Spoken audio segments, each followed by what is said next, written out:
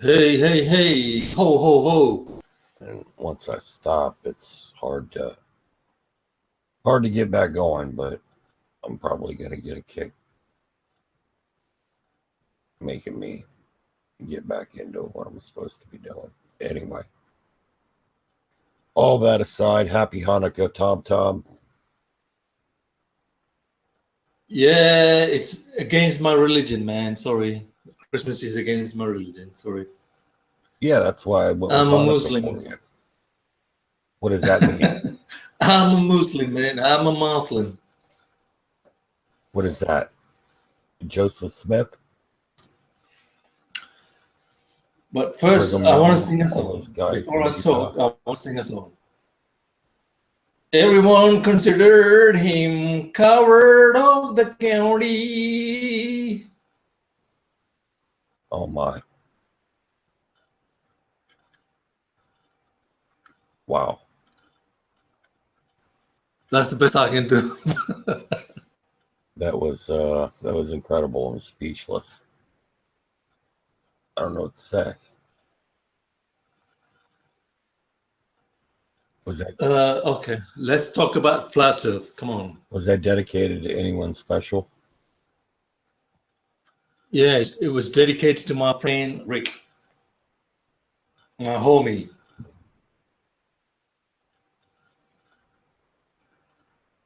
I'm sure he's touched. He's probably overcome with emotion and unable to speak at the moment. Or Well, actually, Rick is a nice guy. You know, he invites ball earthers, flat earthers, concavers, you know, disc world earthers, and all sorts of people.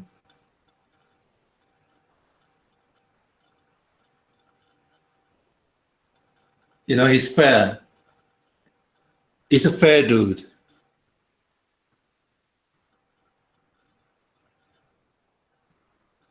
Very nice. So, how's your Christmas been now, Mr. Bendy Water?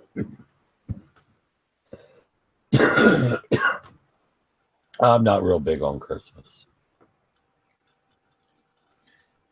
Yeah, you know, I mean, it's really nice when you're young, you know, like, you know, up to 10 years old, it's really nice. But then when you reach 11, the magic just wears off, you know, like it's not special anymore. I don't know if you feel the same. Yeah, it's just a bunch of stress and uncomfortable stuff and Oh man, you know, I remember when I was younger, I had to go to church. You know, I was a Catholic before, and I had to go to church Christmas Eve. It was a midnight mass, and you know, obviously in December this time it's always freaking cold in the UK. You know, and midnight. That's the that's the worst time to go to church, man. yeah, they should have midnight mass at the bowling alley and combine it with midnight madness. And you know,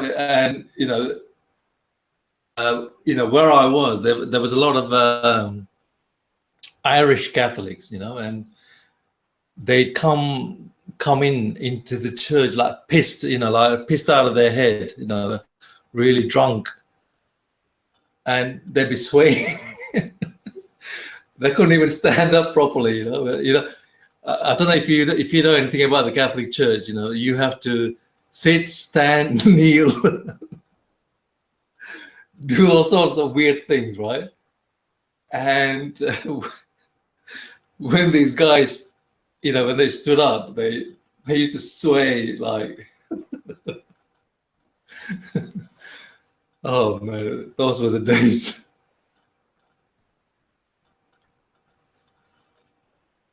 That's when you can really feel the earth spinning. No comment. Get good and drunk. Everything's. But let me just say this: the Earth is definitely flat. Sure.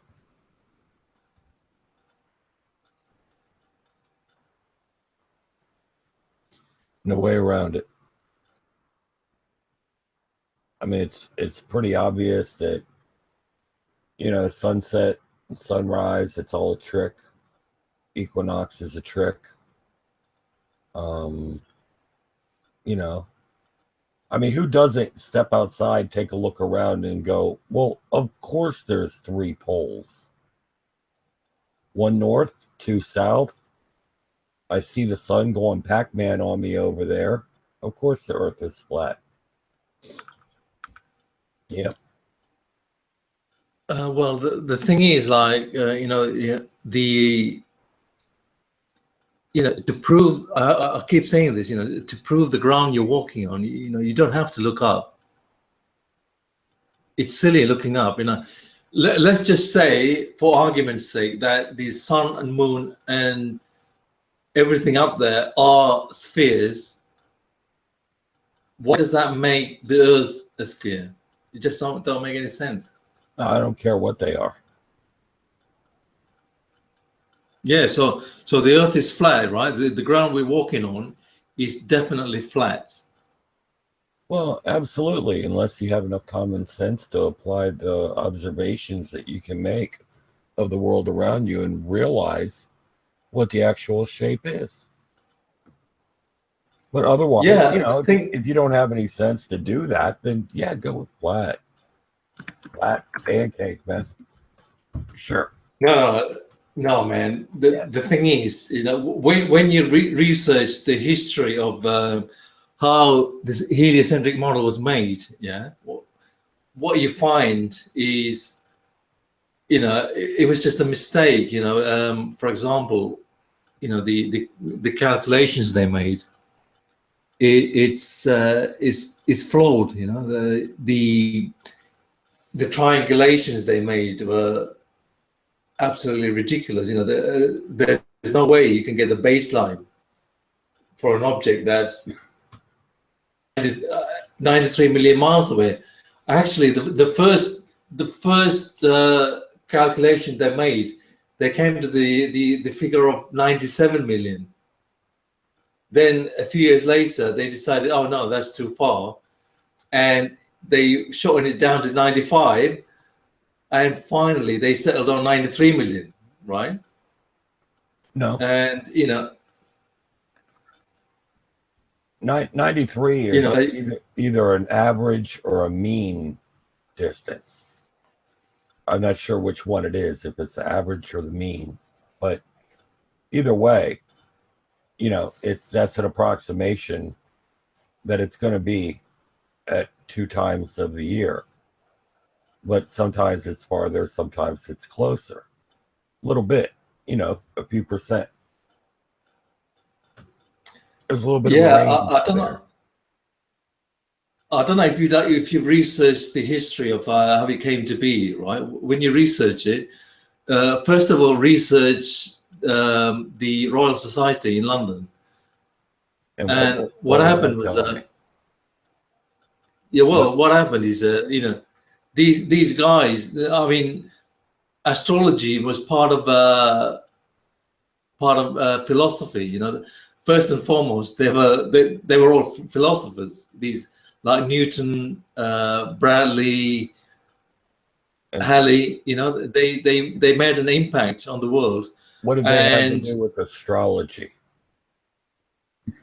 Well, they observed the stars and the planets and whatever, and, you know, well, first of all, let me just go back. You know, what happened was, when Columbus sailed westward, thinking he can reach India, yeah, they found the Americas, and after that, Magellan circumnavigated the world west to east, right?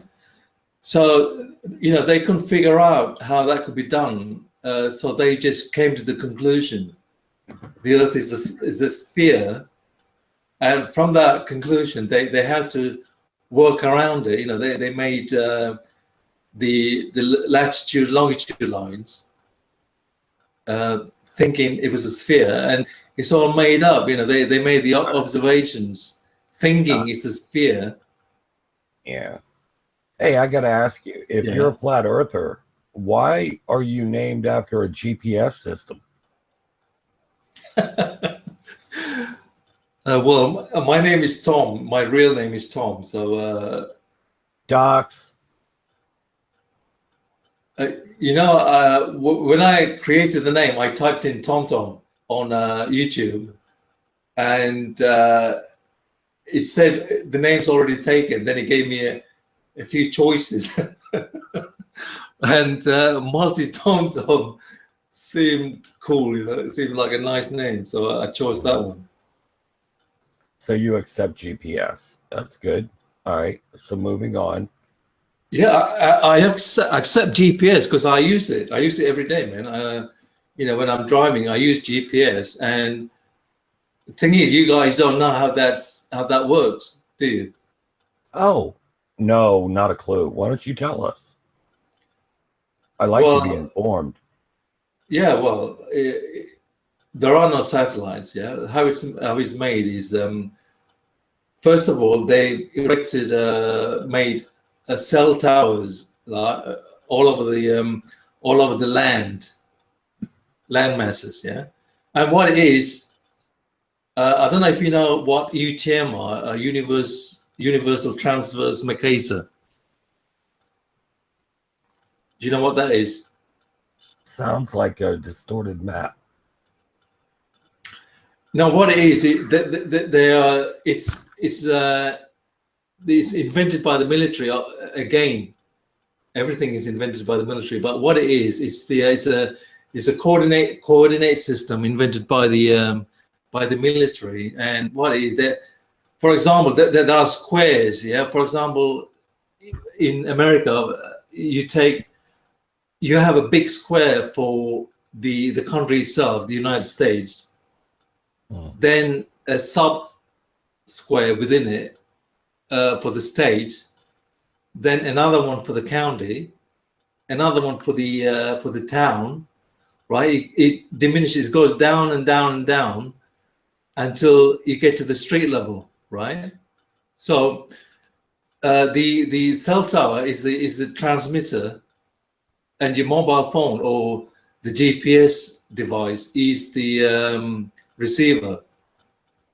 So say you're on the high street in Alabama, for example, and it will just pick up that device, and it'll tell you where you are. It's just simple process. You don't need satellites. There are no satellites. It's all bullshit. Well, this is a good opportunity because you sound extremely informed on this subject. I'm not sure where you got your secret information from, but I'd like to know more about it. Now, when you're in range of one cell tower, what can that cell tower send to your phone or to your satellite receiver, your GPS receiver, letting you know pretty much exactly where on the grid system you are? How does your device know where you are based on information from one tower? I like where this is going. I think I'm going to learn something. Yeah, well, there's the location, isn't there? The indicator. When you first purchase a mobile phone, yeah, when you access Google, for example, it asks you, do you want to turn on the navigator? The location. What's that name? I forgot the name. Where you are, right? Okay.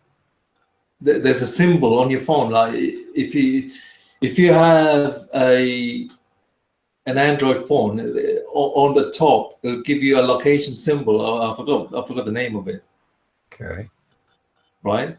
All right. And that's how it picks up your location. the device itself is picked up by the cell tower. Well, okay, I'm starting to get disappointed now because I feel like you're trolling me. I thought you were going to give me some good information. How does your phone know where it is? Well, it's the location, isn't it? When you turn on the phone, right, it relays to the nearest cell tower. Really? And the system keeps track. The cell tower keeps track of where you are by your phone sending this information to the tower. That's what you're saying? Oh, yeah. Let me give you another example. Yeah. Say you're in Alabama, right, and you want to go to I don't know, New York. Yeah, you're driving along the highway. I don't know what they're called over there, but you're driving along the highway from Alabama. You start off in Alabama, and we're at Vlad's house. We're over at Vlad's house. Right. Yeah. Okay. And you're going north towards New York. Yeah. And along that route, there will be cell towers. Yeah, built for this purpose. You know, along that route, and your device will pick up, or the cell tower rather, will pick up where you are. You know, we'll pick it up. Yeah, you pick up the signal from your device. You know, that's how it works. It's simple. How does the phone know that I'm at Vlad's house? Well, it's automatic, isn't it? Like I said, when you turn the phone on, yeah. Automatic. When you turn well, you can turn it off. You know, this location thing, you can turn it off. It asks you. I mean, when you download something from I don't know, let's say Mark Sargent's what's that called? Flat Earth and Other Hot Potatoes app, right? You download it, and it'll ask you permission to you know, turn on certain things, you know, like your location, your phone, your camera. You know, there's certain things that it needs. All right. Well, here, this is what I'm trying to find out. When you turn on your phone, how does your phone know that you're at Vlad's house and not at Mark Sargent's house in, say, Washington State? How do you know that you're at, how does the phone know? It picks up where you are physically. Like if you're in Alabama, obviously it's going to pick up the nearest cell tower in Alabama, isn't it? It's not going to pick up the cell tower from all right, Tom. Washington D.C. Like, you know, the nearest cell tower is the available source. You know, it's like radio waves. You know, like your radio. Tom. You know the FM frequency, right? If you're local to. How does your phone know where you are? Because you're not getting the question. Yeah, because it's based on locations. You know, wherever you are, it automatically picks up the cell tower. Automatically picks up your phone signal wherever you are. Right. How does the tower know your coordinate location of the cell phone? One tower. How does it know? Like, do you think you might be skipping a few steps here and assuming a little bit that the phone can tell where it is to report that information to a tower? Dude, I've already explained it.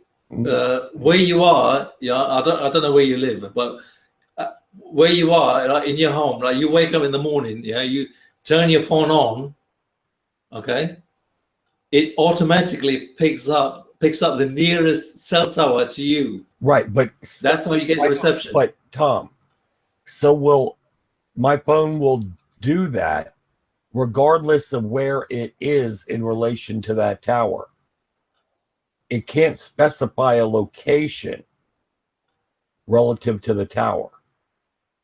A cell phone it could try to ask Siri, but then Siri will ask Wolfram Alpha, and Wolfram Alpha won't know.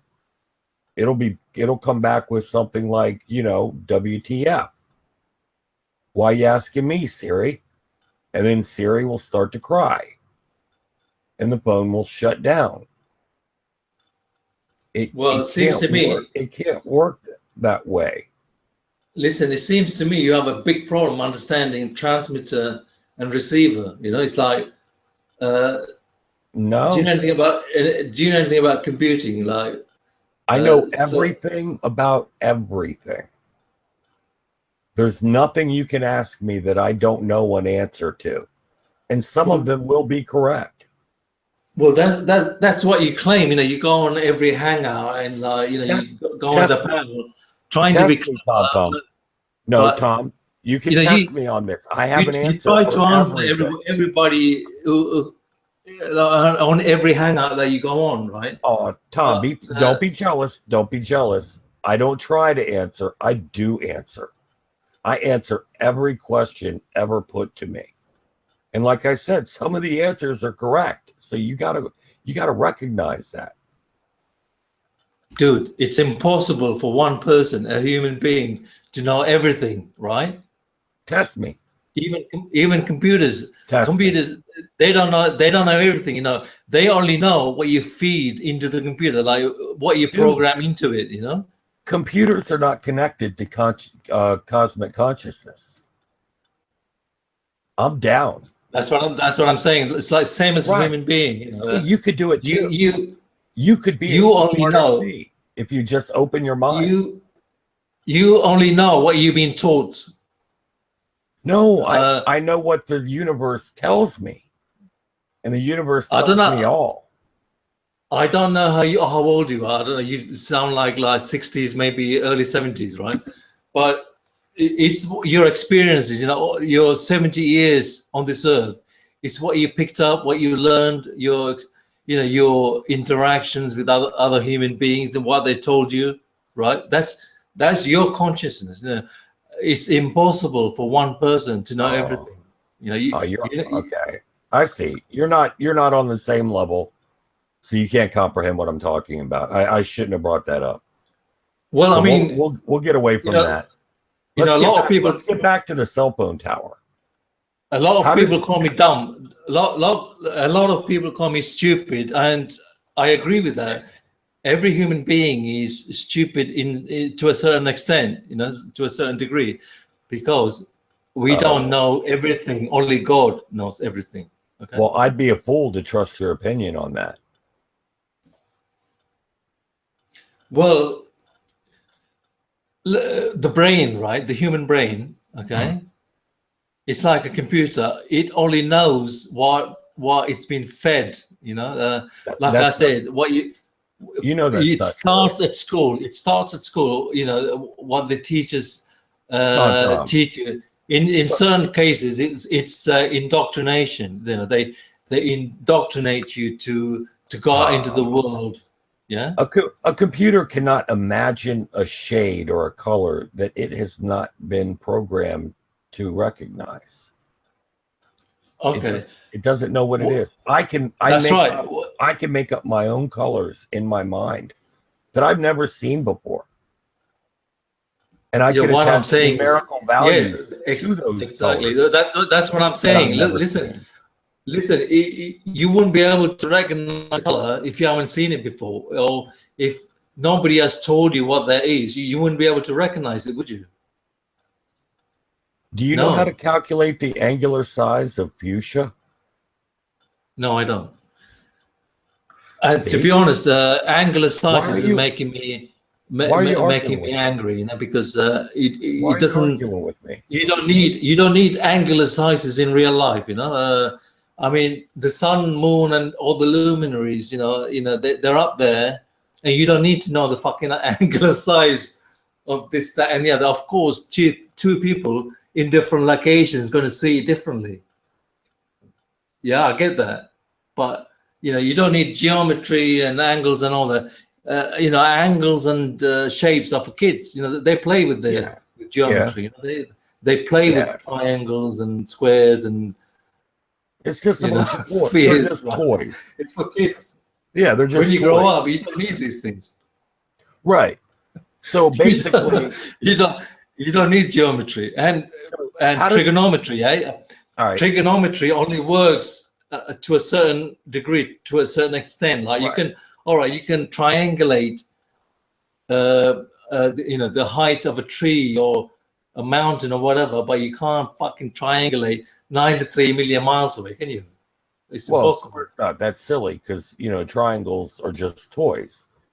But what you can do is just open up a cell phone, turn it on, and it knows where it is and can report back to the cell tower, the local cell tower, exactly where in the coordinate system that phone is located. That is amazing to me, don't you think? Don't you think that's amazing that a phone can do that? You're muted, by the way, Tom.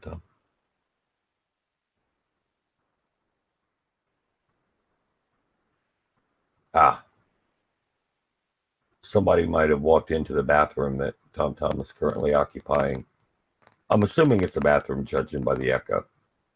I could be wrong.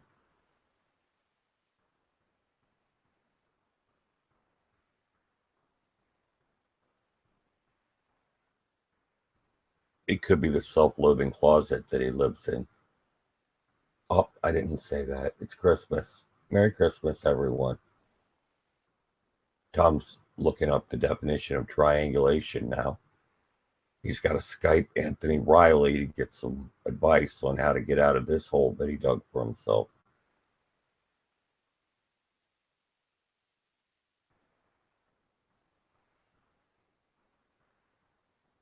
My prediction is Tom will deny that he ever mentioned anything about cell phones or towers or GPS or anything like that.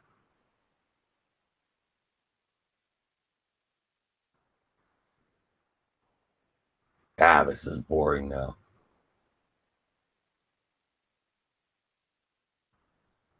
Yeah, this is fascinating new information that's come to light. Yeah, sorry. The cell phone knows where it is. It's all right. You got things to do. Did you wash your hands? No, I forgot. Sorry. Listen.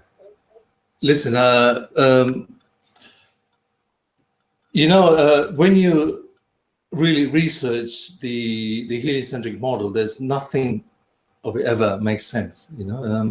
Like I said earlier, I believe you, Tom. I believe that it doesn't make sense to you. I truly believe that you cannot comprehend it, and that's why you fight against it. I am with you on that. We agree. Okay. Do you know how they made up the latitudes and the longitudes on the globe? Of course I do. Yeah. I know everything. Next question. Well, yeah. Again, that's just to promote the globe, because they went out and used the sextant to view the sun and the angles and whatever, and they just made up. Oh, by the way, did you see my latest video? Does a sextant work on flat Earth?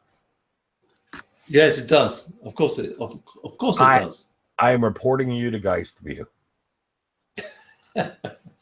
No, but seriously, have you watched my latest video? You made a video? Yeah, it shows that the Earth is larger than 24,900 whatever in circumference, and it's really informative. It tells you that we're all taught that the Earth consists of 70% oceans and 30% landmass, right? Well, the surface. We're talking about the surface coverage.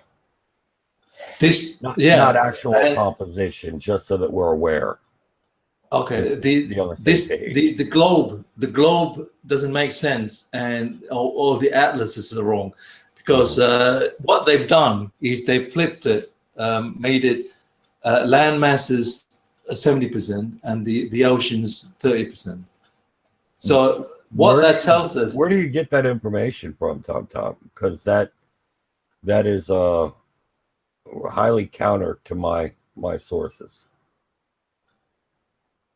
Do you know something we don't? Well, I don't know which school you went to, Water. What's your first name anyway? Give me a first name, man. I don't want to call you Water all fucking night. So, yeah, just call me by my first name, Curved. Oh, come on, man. You know my first name. My name is Tom. Give me a first name. I'm not going to dox you or anything, because you need a full name to dox someone, right? Give me your first name. What is it? Charlie? Dan? I will tell you, if you don't tell anybody, don't spread this around. All right? I'm entrusting you with this information, but I don't want you spreading it around. Okay, go ahead. My name is Otavio.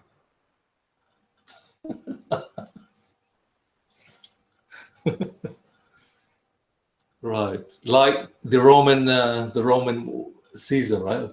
Octavius. Yeah, but this is the Spanish version. Otavio. O-T-A-B-E-O. Okay. You being serious? Yeah. Yeah, my name is Otavio. Okay, no problem. Where were we? I forgot. Lost my train of thought. Where were we?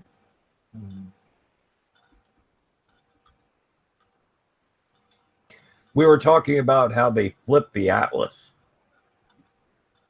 and made it 30% water and 70% land, apparently, on an atlas, which an atlas is not, I don't know why we're talking about an atlas when it comes to a globe, because atlases and stuff are just going to be a distorted representation of the globe on a two-dimensional surface anyway. But how does the water? Okay, all right. So you think water has memory, right, and intelligence and consciousness and stuff like that? If you talk to rice and say nice things to it, it'll last longer before it spoils. Things like that. So do you think that the cell towers and the cell bones work together with the consciousness of the water in order to determine the bone's actual location in the coordinate system? No, I hate to break it to you, but only human beings are conscious. Even the animals, the animals aren't conscious. Only human beings are given consciousness. So we're the only beings that that can comprehend the world around us. But let me go back to the 70-30 ratio, because when I was at school, I was taught that the Earth comprised of 70% water, oceans, and 30% landmass. And when you look at a globe or any atlas, right, it's completely flipped. They made it 70% landmass and 30% water or oceans. You can. I'm not pulling this out of my ass. You can research this. You can look at any globe or any atlas, and you'll find this to be true, right? So where I'm going with this, the Pacific Ocean is absolutely huge. They say, again, on the I've said this on my video, the NOAA, National Oceanic Atmospheric Administration, which is part of the Department of Commerce of the United States government. Yeah, it states that the Pacific Ocean is 30% of the Earth. You know, so all the continents can fit into the Pacific Ocean, right? And one day they will. It's if you can imagine Pangea, that will fit into the inside, into the Pacific Ocean. So imagine the Earth being bigger than we are told. Yeah, it's more than 24,900 and blah blah blah in circumference. So if that is true, how do you make that leap? How do you make that leap, Tom? Let me finish. If that is true, then the heliocentric model and the flat Earth AE pizza pie model is incorrect. Doesn't work. The 24-hour cycle does not work either, because there will be obviously there will be more hours in a day, right? So the only possible explanation is that the sun is a projection. It's local for everybody. Do you understand that?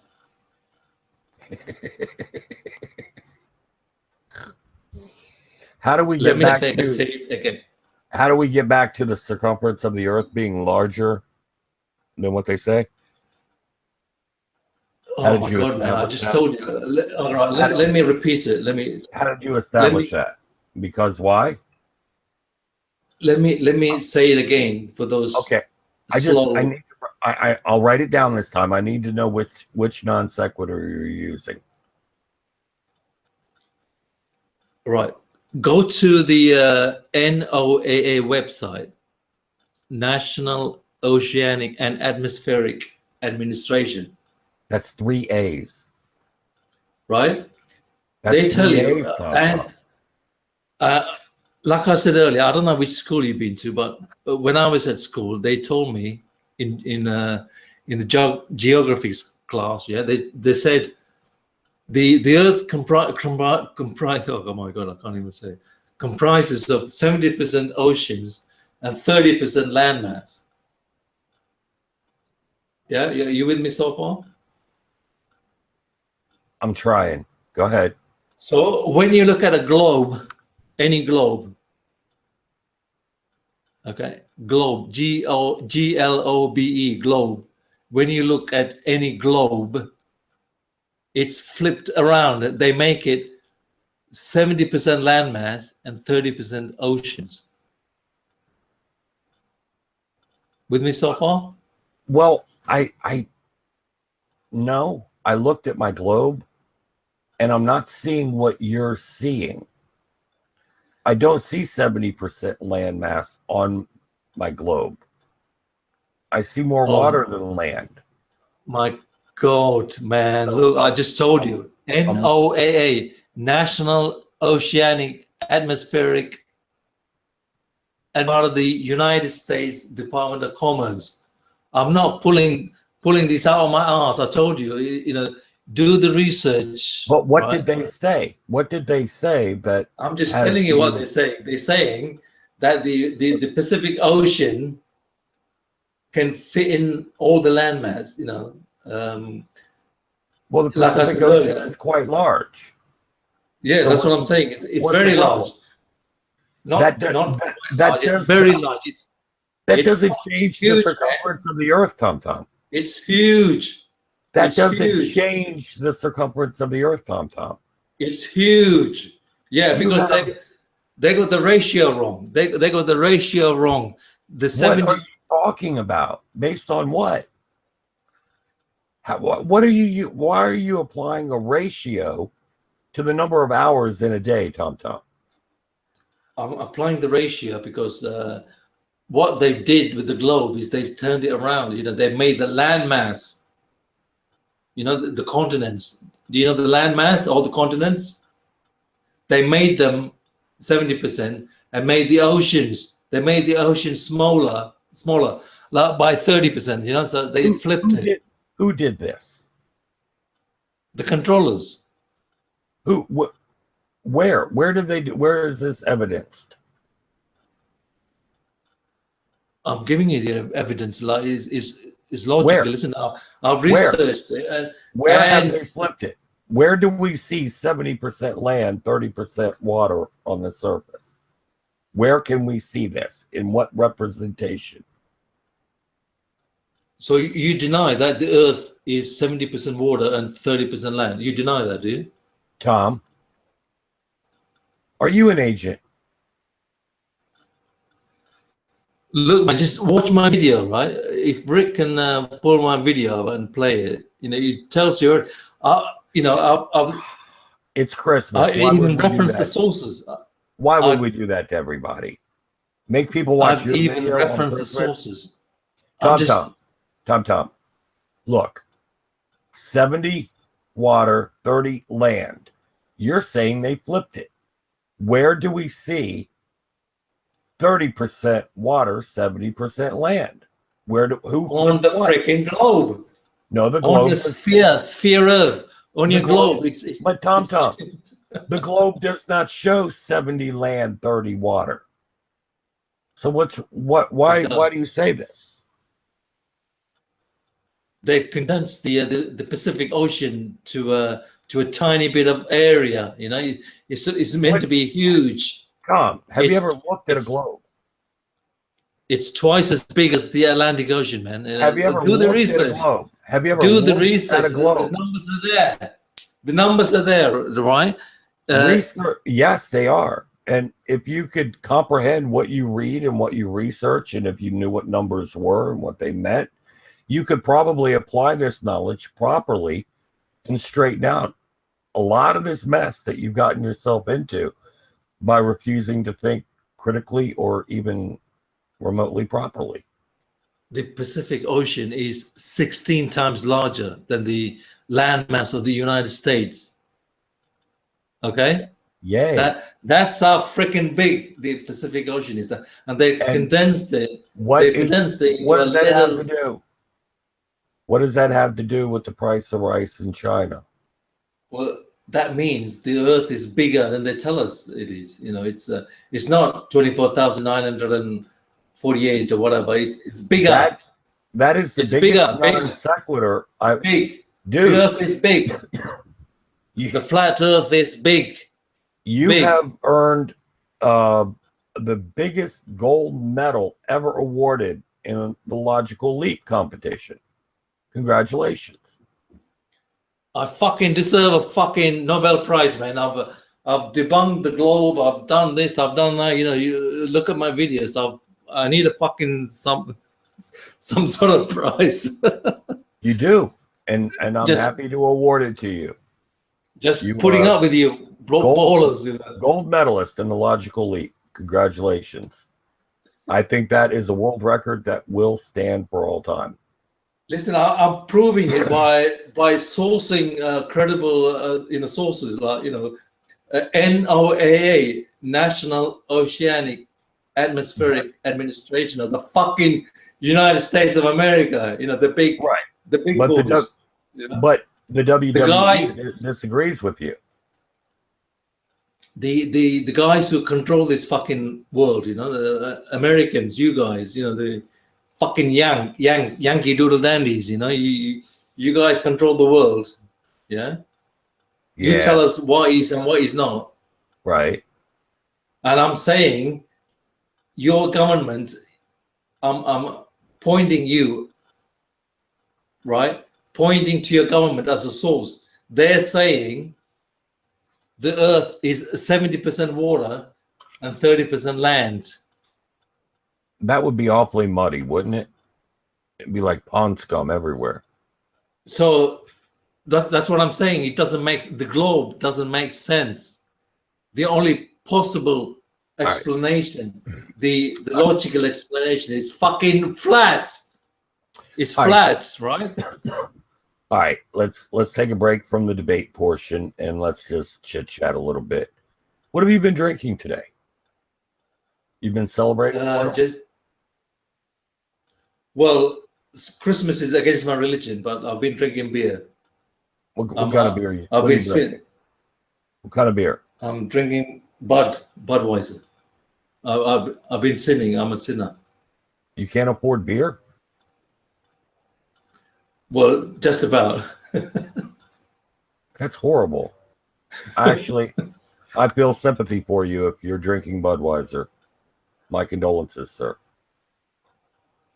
Well, actually, a couple of weeks back, they had a special offer, right, of a half price. The Jack Daniels, 1 liter Jack Daniels was half price.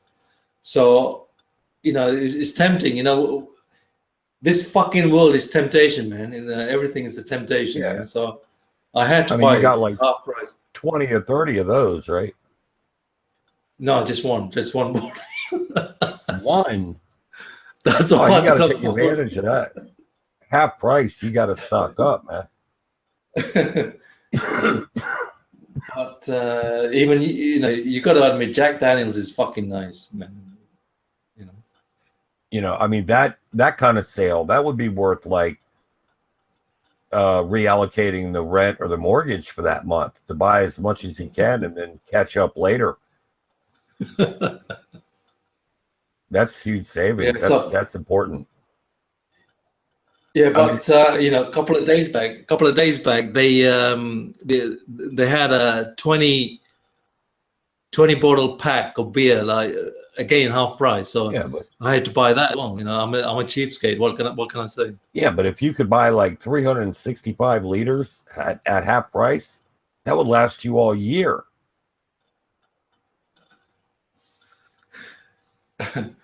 Well, I only drink on special occasions, you know. Strangely, like I said earlier, you know, I used to celebrate Christmas. You know, I used to be Christian. So I don't know. And then when did Satan get a hold of you? No, it's the other way around. Actually, it was God Almighty. About 6 years ago, I saw the light, man.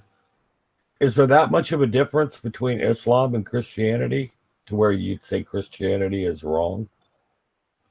Yeah, in my opinion, from my research, what I've researched, it tells me that Christianity was invented by the Romans, the Roman Empire. And they made, Jesus was a prophet. You know, he was 100% human being. He was born of a virgin. He was born of Virgin Mary. You know, there was a miraculous birth. It was a sign for the Jews, and they rejected him. Jesus is the Messiah, which means he's the anointed one. You know, he came to save the Jews, and they rejected him. And the Christians, actually the Romans, made him into Son of God, God incarnate, you know, all that kind of crap. But he's 100% human, right? When did the Romans invent GPS?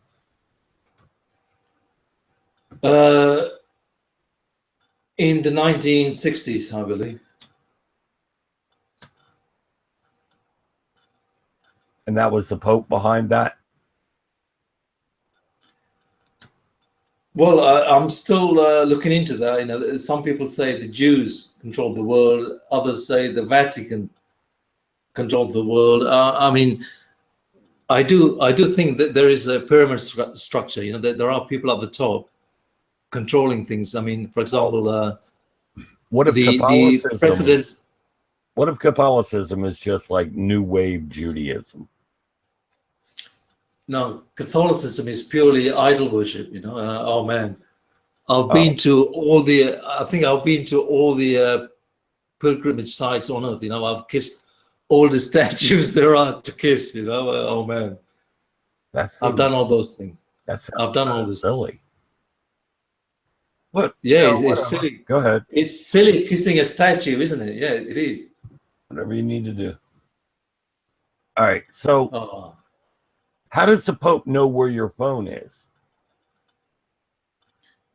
Well, I mean, if what they say is true, you know, if the Pope do control the world, you know, can I just go back? Let me go back to the Middle Ages. You know, circa. Isn't that what King all you Henry warlords are trying to do? Let me just go back a bit. Let me say, all the kings and queens of Europe, you know, they all answered to the Pope. I don't know if you're aware. Of course. Right, in the Middle Ages. In the Middle Ages, yeah, if a king, if a prince wanted to get married or a king wanted to get married, they needed to seek the permission of the Pope. They had to go to Rome and beg, right? Okay. When was this? So, sorry? When are you talking about? When was this? I'm talking about the Middle Ages. I'm talking about the Middle Ages. Like people in their 40s and 50s? No, man, I'm talking about the era from 1000 to 1500 AD. That's called the Middle Ages. Oh. You're not middle-aged, man. You're old. You're 70, what, 73, 72, 73? You're old. What's the difference between Middle Ages and Dark Ages? Same thing. Well, actually, did they have? No, actually the Dark Ages. They say Dark Ages. No. They say the Dark Ages began when Rome was conquered, but actually the Rome was never ever conquered. You know, they always ruled the world.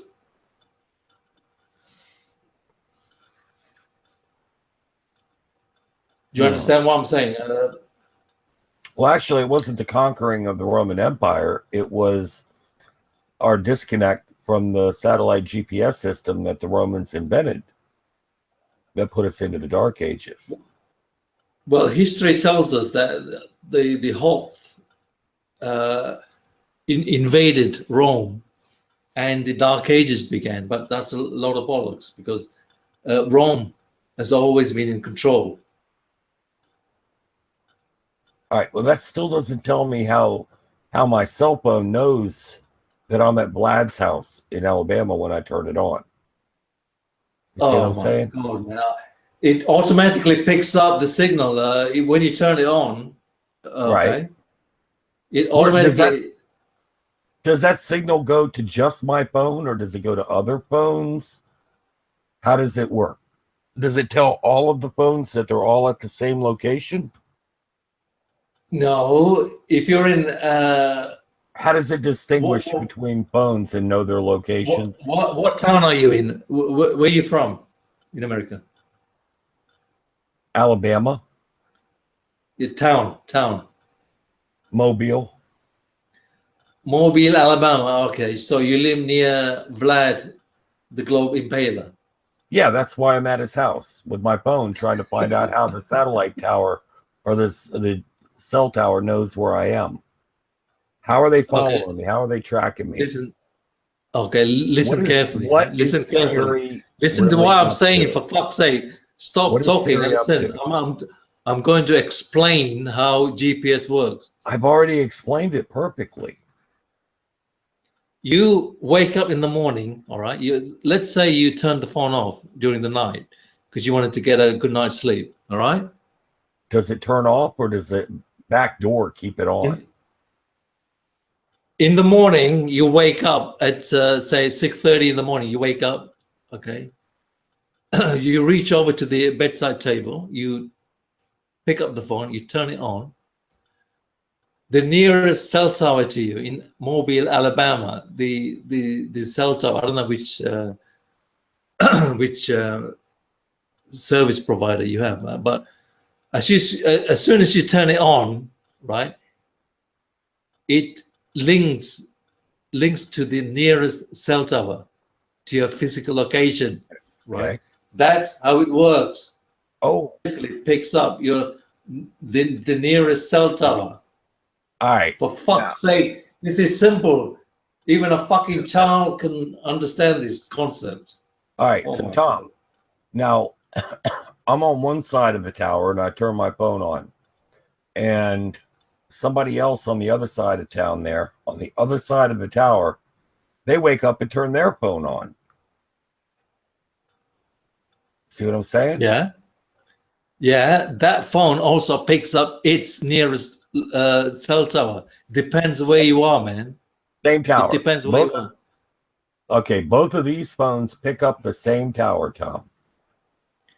Look, if you're in South Mobile, it'll pick up the nearest phone, the nearest cell tower to South Mobile. If you're on, if you're in East Mobile, it will pick up the nearest cell tower to East fucking Mobile. But Tom, simple. Tom, in this example, both telephones to understand. Tom, both telephones are picking up the same cell tower. Okay? Yes. Okay. Yeah. Right. Now, how does the cell tower know, or how do the phones know where they are to report to the tower, or how does the tower tell where the phones are? Which one is it? Does the tower figure out where the phone is, or do the phones report to the tower their location? And when I say their location, dude, I'm talking about a coordinate point. Latitude and longitude. It's waves, man. Do you know anything about radio waves? It's like radio waves, you know, FM, AM frequencies. You know, it's like those frequencies. You know, it goes through the air invisibly. That's what a wave is. Your phone has built-in waves, frequencies. It picks up the nearest cell tower through these invisible wave frequencies. Okay. Right now you're talking about how you're talking about how it communicates, not how it knows what to communicate. How does the phone acquire the data? How does the phone know exactly its GPS coordinate location to transmit to the tower? Microwave. A microwave will tell it its GPS coordinate. Yeah. How does this work? This is fascinating. Now I feel like I'm going to learn something. Thank you. Okay, so explain that one then. How does the microwave know where the phone is on the GPS coordinate system? Do you know how your radio works? Have you got a radio by any chance? No. I'm poor. Have you ever used a radio? Have you ever listened to a radio? Not since that Wells guy scared the shit out of me with the War of the Worlds. Okay. You know, the radio play where they played over the radio to tell us that the Martians were invading and stuff. That's when I went out with my shotgun and shot the water tower. Let me give you an example of how radio works. You know. Okay, this is good. Should I write this down? Can you do please. Can you do it in MS Paint? Can you draw a picture of how radio signals figure out where it is from one tower to the phone? I'd love to see a drawing. You have a radio out at home, right? Yeah, let's say it's sitting on the desk. Yeah, it's standing on the desk. Yeah, and let's say you change the frequencies to FM, frequency modulator, FM, right? That radio will pick up anything that is broadcasting on that medium, on that wavelength. Absolutely. Let's say your radio station, Alabama AMBC DC QBC WFX fuck you kind of radio station is broadcasting at that time. Yeah, that your radio will pick up that radio station's frequency and you know, whatever they're saying, whatever they're playing, music, whatever, your radio will broadcast it. It's frequency waves. Yeah. You don't have to do anything. All you have to do is turn the radio on and maybe change the dial. Yeah. Do I have a PLL tuner? What's that? Is it phase loop lock tuning or no? Never heard of that before. Maybe an American thing, you know. Could be just in America. Okay. All right, carry on. So the radio station knows where my radio is. That's good to know. I'm gonna have to investigate that. Okay. Oh man. How does my radio tell the radio station where my radio is? You know, this puts it in a nutshell, you know, how flat earthers fail to communicate with ballers because they're fucking stupid. I've been saying that for years. Flat earthers are fucking stupid. You guys fail to communicate because you don't know what you're talking about. This is good. We've reached an agreement. We've reached an agreement. This is good.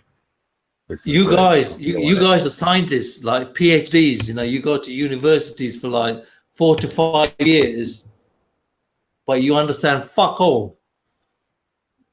A child can understand this. You know what I'm saying? You know, we try to explain flat Earth. You know, and logical.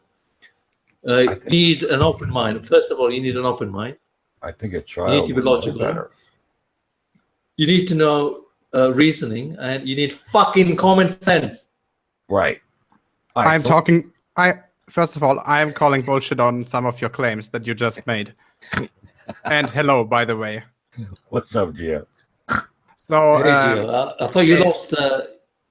People are saying you lost our debate. You know, we debated a few weeks back, right? And they're saying you lost. So. Well, first of all, that wasn't a debate. That was just a hangout. A debate is more a formal thing, and no, it was definitely not a debate. And second of all, I wouldn't trust the people you are talking to when deciding who won that quote-unquote debate. So you just said that you think that smartphones communicate or get their position via microwave radiation. That is unlikely because microwave radiation, for example, that is used by Wi-Fi, for example, uses microwave radiation, the amount of 2.4 gigahertz. That doesn't have much range. All I said was the mobile phone is a receiver, and the cell tower is a transmitter. That's all I said. No, you said the phone transmits the location data to the cell tower. Yeah, it does. You have to turn on there's a function that it asks you. You know, do you want to turn on? Tom, you just contradicted yourself. You don't realize that. No, do you want to turn on this function? And you know, you have to physically turn it on. Geo it tells you. Yes, you have to turn it on because the antenna inside there must be activated first because it actually takes some of your battery. So when you want to save battery, you actually switch off the module that receives the GPS data. And that is a different. Yeah, it's the same thing. It's a different antenna. Transmitter and receiver. It's the same thing. Transmitter and receiver. That is not correct. That's not correct. That's all you need. The antenna that you need for receiving GPS data is a different one that you need for receiving mobile phone data, like calls or data in terms of LTE, for example. Those are two different unrelated systems. Yeah. You're talking about specifics, Gio. I mean, the principle is the same. I'm talking about specifics because of the specific matter. That's all it is. Receiver, transmitter, that's all it is. Yes, but you were saying that the data is received from the mobile phone grid. That is not correct because it actually uses a second set of antenna. It needs them to receive. That is exactly what you said. I'm sorry. No, what I said was that there's a thing called UTM, Universal Transverse Mercator. Okay, it pinpoints it pinpoints with the accuracy where you are. Like I told curved bendy water, right? I told him how it works. First of all, you have a big square or rectangle, like, for example, the country. Within that country, you'll have an area, let's say state. And from that state, you go to a county. From the county, you go to a town. From the town, you go to street level. It diminishes in size. Your device can't just know where it is. Actually, let's, Curve, give me a second. First of all, do you actually know what the UTM coordinate system is? It's nothing more than a projection of the planet. It puts a coordinate system over the Earth that happens to be with a rectangular system. And that's all it is. It's a cylindrical projection of the planet, nothing more. No. UTM, Universal Transverse Mercator, is yes, it's a coordinate system. Coordinate system that's for landmass only. It's only used on landmass. No, that is not correct. It uses a two-dimensional Cartesian coordinate system for the entire planet. You can, for every point on the planet, you will get a UTM coordinate. Give me 1 minute. I need more beer. I need more beer to talk to two people. Hold on 1 minute. Well, I'm gonna go try to get some. Just to be fair, I'm a little bit wasted on wine. So yeah. By the way, that wine is fucking disgusting, but I'm gonna drink it anyways. There you go. Somebody's got to get rid of it. Yeah. It amazes me that he thinks that a device can just know where it is. Yeah, apparently he doesn't seem to understand how triangulation works. Right. He doesn't get that to determine the distance or the exact position on the planet, you need to have contact to more than one receiving station or to one sending station, depending on the system that you're using. Sure. What I'm going to ask him is whether he thinks the position is determined by a timing. If there's a clock in the telephone tower that is that measures the distance or the time it takes for the signal to travel to the smartphone and back, and to determine the position or the distance that way, or whether it uses indications of the signal strength. Well, and the direction. Yeah, because how you gonna pinpoint it? Correct. You would get the same result for different positions at the same distance to the same tower. Yeah. By the way, can you hear me fine? Oh yeah, you're fine. All right. I wish you'd hurry up and get that beer. When he comes back, I'm going to get my pumpkin cheesecake.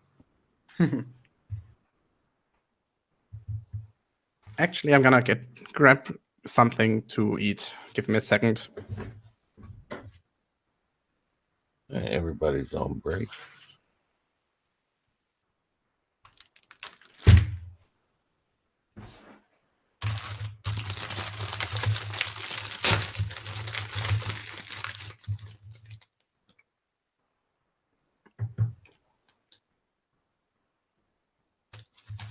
And people out there in the chat, remember, TomTom's not working on the GPS signal coming from satellites.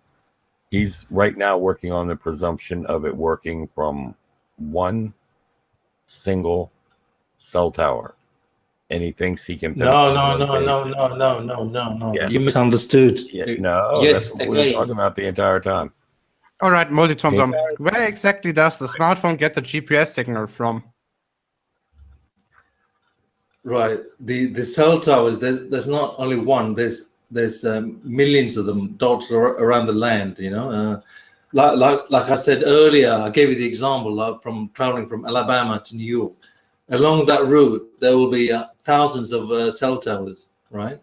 That is correct. Yeah. But to determine the exact position, you always need to be in contact with at least 3 cell towers at the same time. You understand that, right? Yeah, it picks up the signal automatically as you're moving along. It picks up the next tower. The next tower. The next tower. But you understand that you need to have contact to more than one tower simultaneously, right? No, not really. Not necessarily. Yes. Otherwise, you don't get exact locations. do you want to get this drawn on a map or in a drawing so you can see it how that works? No. Okay, let me give you this example. Yeah, curved water is in Alabama, right? From his home where he lives, yeah, let's say the cell tower is a mile away from his home. All right, so then you have a circle of the diameter of 1 mile where he could be. From his location at home, it will automatically pick up that cell tower 1 mile away, and as he's traveling along, going west or whatever, going towards New York, right? As soon as he reaches the next cell tower, it automatically picks up that. It will lose the one behind him as he's traveling along. I understand that. Yeah? Yes, but let's just say he's stationary, right? Yeah. And let's say you have a cell phone tower in 1 mile distance. The only thing that the smartphone will be able to receive from that cell tower is, hello, you are 1 mile away. It won't say in which direction. You need more than one tower to have communications with simultaneously to determine that. At least 3.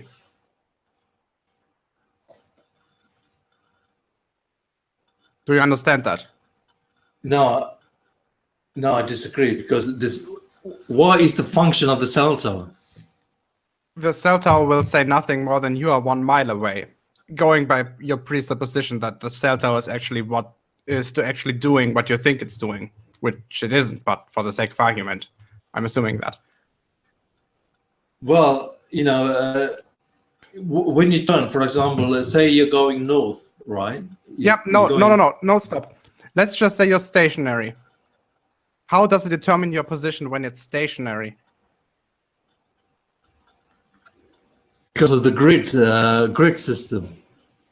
How does the tower know that?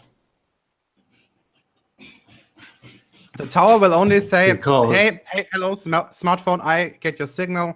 You're in that and that distance. Therefore, you have a circle of that distance where the smartphone can be. Nothing more. Because it's a receiver, it's receiving information from the cell tower. Which information? It's a master-slave relationship. In computing, right? You got a slave-master. Yes, server, I understand, but you're not answering my question. Which exact information is? Which exact information is the smartphone getting from the cell tower? It's the same principle with the cell phone. Which exact data is the smartphone? Receiver, and yeah, I understand that. Which exact information is the smartphone getting? It's getting all the information, everything. Which one? That you have. Everything. For example, everything is from the nearest cell tower. You get the information. Which information? Yeah, all the information. For example, you haven't brought one example. You're just saying everything. What define everything? I'm giving you an example. Let's say regarding obviously the position. Let's say for Americans, everybody in America, right? Let me give you this example. Let's say Curved Water is subscribed to Verizon. Verizon is a mobile phone company. We're just talking about determining your position here. Let me explain to you, why are you in a hurry? Why are you trying to detract? Let me explain. Because you're saying unrelated shit. No, I'm not. You don't understand. You're trying to detract from what I'm saying. That's all it is. I'm trying to give you examples, and you don't want to listen. All right, go. Let me give you an example. Just go ahead. Yeah, let me give you an example. Curved Water has subscribed to Verizon, which is a mobile phone company, right? And he's going to New York from Alabama.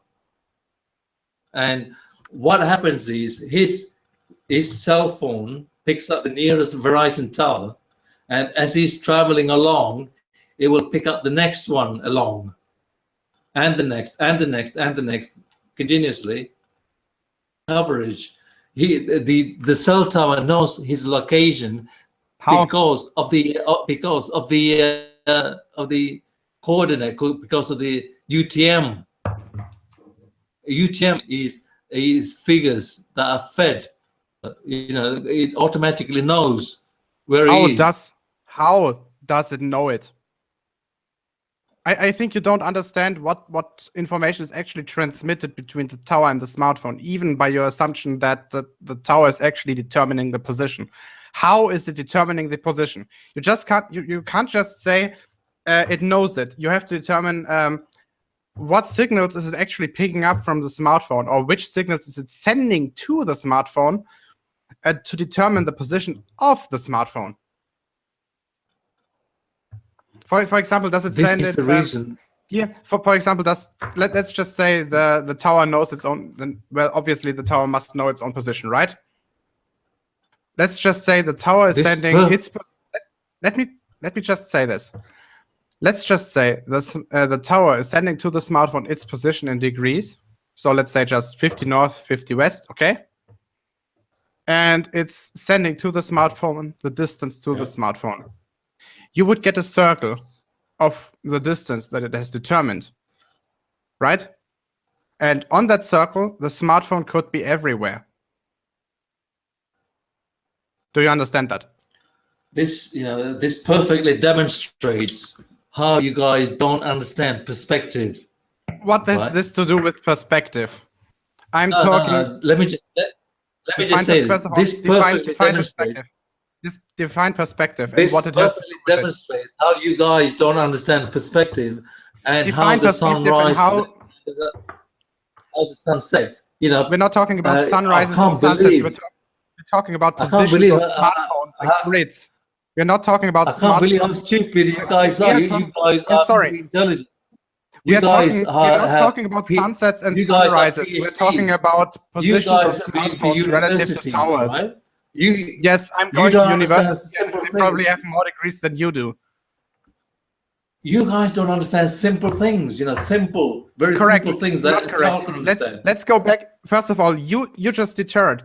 We're not talking about sunrise and sunsets. We're talking about smartphones with the relative perspective, the relative position regarding to cell towers. We try to explain to you, but you don't listen. You don't understand a simple logical thing. Logic, reasoning, and common sense. That's what's needed to understand. So, going back, define perspective and what it has to do with smartphones and their relative positions to cell phone towers. I've already said that smartphones have inbuilt capabilities, like you said. What do antenna, they actually do? Yes, but what kind of information do they actually send/receive from the smartphone tower or from the cell phone towers that you think they do? They communicate with each other, like Wi-Fi. Yes, I know they communicate with each other, but which actual data regarding their position are they sending/receiving? Geo, like I said, answer my question. Answer my question. In computing, it's like slave-master relationship. I understand what master and slave relationships are, but you're not answering my question. What are the actual data? Are they sending their coordinates directly? How? You're not even listening to me. I am listening to you. I understand what the server is. Stores the information, right? Server stores the information, right? And it's the same principle. It's the same principle. Like when a mobile phone or a GPS device connects with the nearest cell tower, it automatically wirelessly is communicating with each other and is transmitting data to each other. Which data? Which data? You're still not answering my question. Which data regarding the position do they transmit? Well, location, for example, that's data, isn't it? It's telling. How does it know the location? Tower, how does it actually measure? How does it measure? How does it measure the position? How? The cell tower is telling the device where it is. And simple. How does it do that? Does it send its position plus a degree, or a value in degrees, or does it send its position plus a distance? What exactly does it send, and how exactly does it detect it? My dear Geo, it's all also pre-programmed. How? You know, the device knows where it is, because the sensor is telling the device where it is. You're not answering my question whatsoever. You're not answering my question. I'm not asking what it's doing. I'm asking how it is doing it. So, for example, let's just say there's just one tower next to you, right? You just have one tower from which your smartphone can receive data. Okay. The cell tower has. No, let's just go with that permission, with that assumption. You're just having connection to one single tower. Okay. So to determine your position. So no. Let's go with that scenario. Okay. So in order to get your position, you will have to know three things. You will have to know the position of the tower. You will have to know the distance to the tower. And you will have to know the degrees in relation to the tower. So when direct north is 0 degrees and west, for example, is 270 degrees. Okay, do you agree that that's the case? If you have those three data points, you will know your exact position. Okay, you understand that?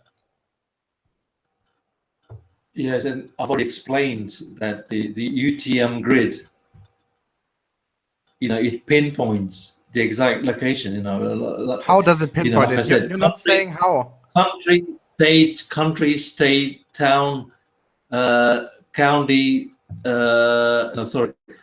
Country, state, county, street. You're going down level, from high level to lower level, right? You're not answering my question.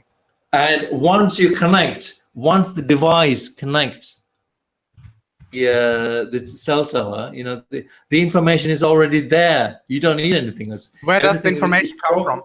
Programmed, isn't it? Let's just say that a smartphone tower knows in which part of the grid it is. Okay. Let's just say the smartphone tower knows in which UTM position it is. Okay. Yeah. Okay. How does the smartphone know it? Because the UTM grid, as said, is two-dimensional and it's more accurate than just a few points. It's you can determine your position in UTM and in every other system to 1 meter of accuracy using GPS. How exactly does the tower determine that when it only knows its exact position? It has to find out the distance to the smartphone. All right, do you understand that? Oh my God, it's programmed in already. Gio. I understand. Yes, I understand that it's programmed in, but you have to measure it somehow. It's either an iPhone, iOS, whatever number it is, or it's the what's the other one? You're talking about Android. And just Android, for the record, yeah. I'm using neither. I'm using Windows Phone, but whatever. Right. So they're already pre-programmed. For God's sake. How are they pre-programmed? How do they actually? So to determine your distance, you have to know the distance. No, so I'm sorry. Built in. I'm sorry. It's part of the device. You're not listening. It's part of the device. The device knows all these things. How? Yeah, it's programmed. For 20 minutes, I'm asking you how it knows these things. Because what it has to do to actually know its actual position is to determine the position to at least 3 different known points. For example, as you say, the smartphone, cell phone towers. And I'm asking you how exactly it's determining the distance to at least 3 points. How does it do that? Code, computer code, programming. That's how it knows. What kind of data do you think regarding their position or the distances it is sending? Is it sending the distance to 3 different cell phone towers? How do you think the cell tower communicates with the device? How else, except they're bloody pre-programmed? You know, that they should communicate with each other. You know. I understand that they have communication protocols. I understand that. But, yes. But they do not have any communication regarding their position. They don't send any latitudes. They don't send any longitudes. They don't send any degrees, because the smartphone tower antennas are actually circular. They can't tell from which direction the signal is coming from. They cannot do that. Do you understand? UTM is a code. Universal transverse locator is a coordinate, right? It's a coordinate. It's a coordinate system. It picks up the coordinate, Gio. That is not correct. It picks up the coordinate. That is not correct. UTM is a coordinate system. Do you understand the difference? A coordinate system just means that you can take any latitude and longitude value and convert it into UTM. That doesn't mean that it actually knows the UTM directly. That just means that you are able to give the value of the position in UTM. It's like let's just say when you want to calculate the amount of fuel that your car is taking per mile, you can give that in liters per 100 kilometers, as we do here in Europe, or in civilized Europe without the United Kingdom, and convert that not to UTM, but for example to miles per gallon. It's the same thing. We know one value from actually measuring it and convert it into another one. Do you understand that? UTM is just a sort of, well, it's just a unit in that sense. We actually measure the position and convert it into UTM. I've just perfectly explained GPS, how GPS works. How no, you have not. You have not given any mechanism in which way the smartphone actually determines its position, or in which way the cell phone tower calculates the smartphone's position. You have not. 10-15 years ago, Gio, 10-15 years ago, every mobile phone had a physical antenna, right? Not necessarily. Smartphones from it sat on top of the phone. Yeah, you had a physical antenna. You had a physical antenna. That was more a 90s thing, like in 2002 to 2005, physical antenna. First of all, physical antennas are still a thing, right? The antennas are still there. They're just built into the casing of the phone. 20 years ago or so, they just were attached to the phone.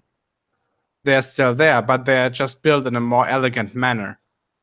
Yeah, That's by different. the way, how old are you?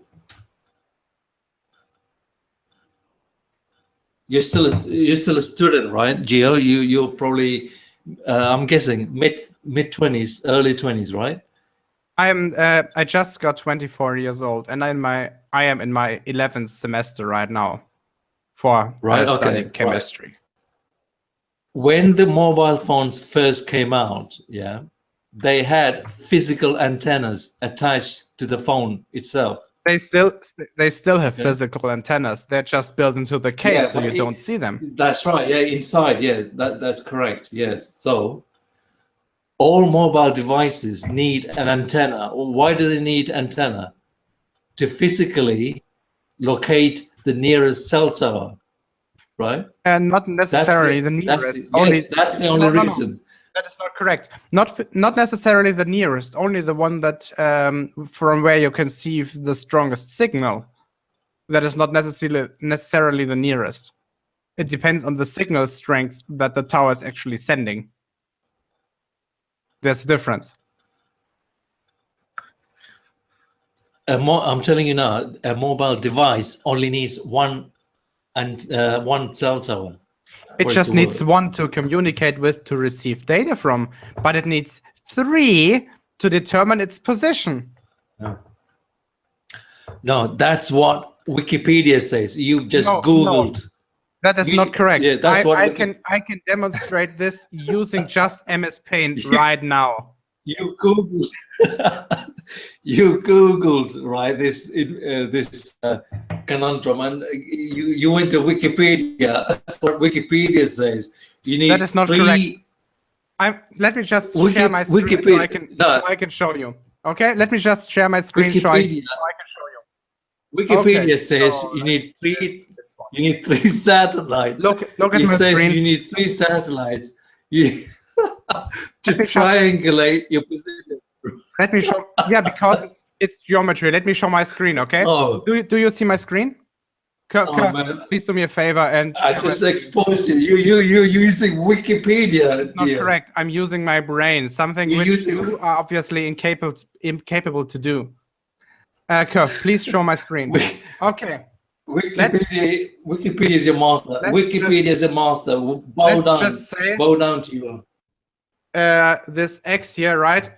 The position in the center of that X is a smartphone tower. Okay. Is one cell tower. Fuck this. All the information is contained in one cell tower. Your nearest cell tower. No, that is not correct. Let me show this again.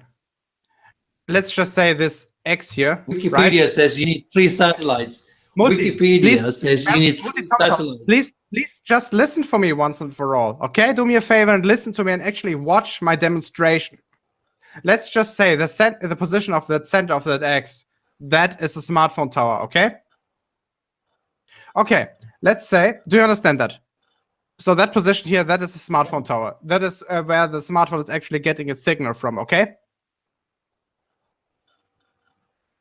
Say yes or no. Yeah. Go on. Okay. Go on. And let's just say, whoopsie. Let's just say that, now let's go for rectangle instead. So you can see that. Let's just say that is a smartphone, okay? So the distance between those 2 points I hate paint. Are given by like this is annoying. By like that circle with a cell phone tower in the middle approximately and the smartphone in the side. I hate this. This is annoying. Okay, so if the smartphone or the cell phone tower is only telling the smartphone its distance from the tower, the smartphone can be at every single position on that circle. Okay, so from only knowing the distance between the 2 points, you only know that the smartphone is on one of these circles. Okay, let's just say you have a second tower that the smartphone is communicating with, and that is over there. It's geometry programs. Okay, so now,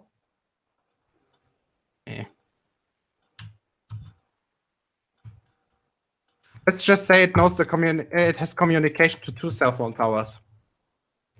It knows the distance to this tower. I'm sorry that this drawing is not perfect, but that's the best I can do with paint. Let's just say that smartphone knows the distance to that tower, and it knows the distance to that tower. Now, only 2 positions are possible. Do you see that? Only that position, because that's the only position where both of the values are correct, and this position, because it's the other point where both of the distances are correct, is correct. Therefore, the smartphone can only be at those 2 points. Okay? Now, when you have a third point, third communications tower that the smartphone can actually talk to. I hate this. Sorry to not make this thing bigger. Let's just say the thing is at the center of the circle. Now, when you have communication to 3 different towers, let's just say the communication is drawn in yellow. So I have communication to this one, to that one, and to that one. Only then you know your exact point. Do you understand that? Otherwise, you will get 2 points or a circle where you can be. Gio, you're still using that 3 satellite scenario, you know? I'm not talking about satellites. I was explicitly talking about cell phone towers.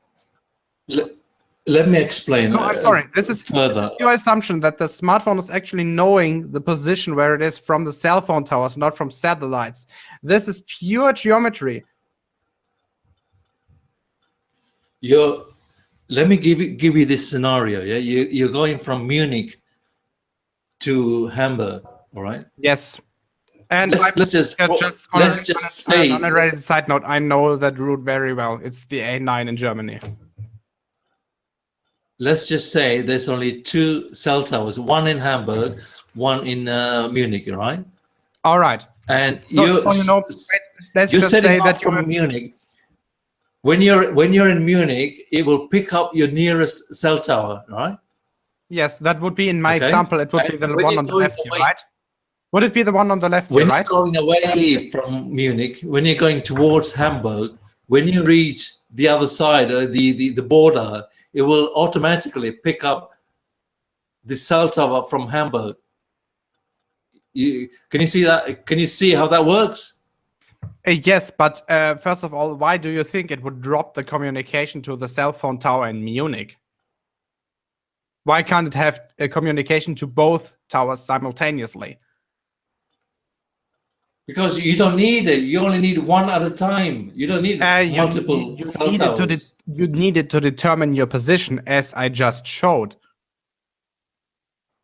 One cell tower can do all these things. You know, you don't need 3 cell towers. No, I just showed you geometrically, and that's illogical.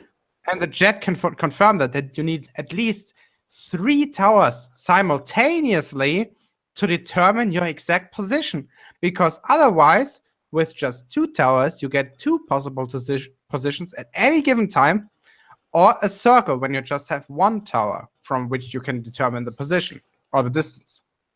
Listen, one cell tower has all the information, all the data, right? You don't need multiple cell towers. You know? I mean, you need it in your locality. You only need 1 cell tower for everything, all the information. Everything is contained within 1 cell tower. Not for the communication. You're confusing. What you're confusing with the wiki page. You're confusing. That is not correct. I haven't taken any look where they say you need 3 satellites. I haven't taken any look at any wiki. I haven't taken any point at any Wikipedia page during this hangout. From geometry alone, you can derive that you need at least 3 different points from which you have to know the distance from to determine your exact position. That is independent of whether it's a satellite or whether, as you propose, it's a radio tower. By the way, Curved Water, are you still here?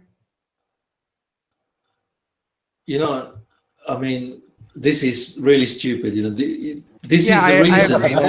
This is really stupid because you don't understand how trigonometry works. I need a new glass of wine. This is the reason why. This is the reason why you guys think the sun will shine Earth on a flat Earth. You know, you guys don't understand that light has its limit, right? You guys don't understand that fucking. Hey Tom, all right, let's talk about that for a second. You want to pretend that the light has a limit, and that's why the sun appears to go down, right? Because it has a limit. It goes so far away, I can't see it anymore. First of all, Curved, did I fuck up on any point that I brought up during this hangout yet? Because I think I didn't. Not that I caught. Tom just doesn't understand. But he thinks the sun's, that's what I suspected. Yeah, he thinks the sun's limited throw and all that kind of nonsense is an actual answer.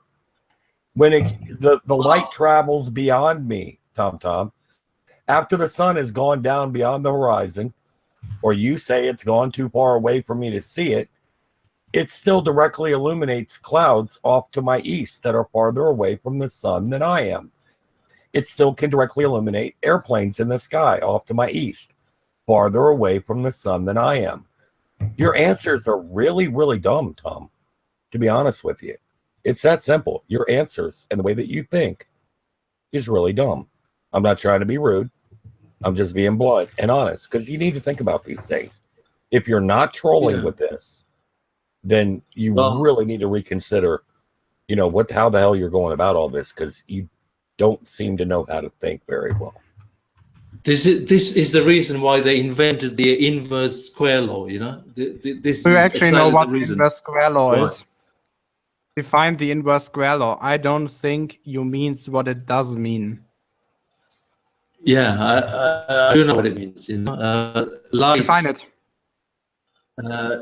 Light is not infinite, you know, it's finite.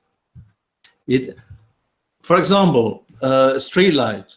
Define it. Define it. You're not defining it. Give the mathematical formula. Your local street light, right? It doesn't shine the whole town. It has limits. Give the mathematical formula. Give the mathematical formula. Spotlight. The inverse square law is a mathematical. The inverse square law is a mathematical formula. Say it, because I don't think you understand it. It's just one. It's just one formula. Define it. That's why I put it out. Inverse square law says light travels indefinitely, which I just said it doesn't. That is not correct. What the inverse square law says is if you double the distance to a point-shaped light source, you will 1 divided by 4, 1 by the divided 2 squared, reduce the amount of luminosity that you see. If you double the distance, if you double this, no, it's not. You didn't give any mathematical description of it whatsoever. And sorry if I'm mumbling. And sorry if I'm mumbling a little bit. I'm eating and I'm really fucking drunk right now. Street light does not go on forever. You know, it illuminates a certain area. You know, around the vicinity of the light, the light bulb. Yeah. Light that is I'm sorry. That has nothing to do with light is finite.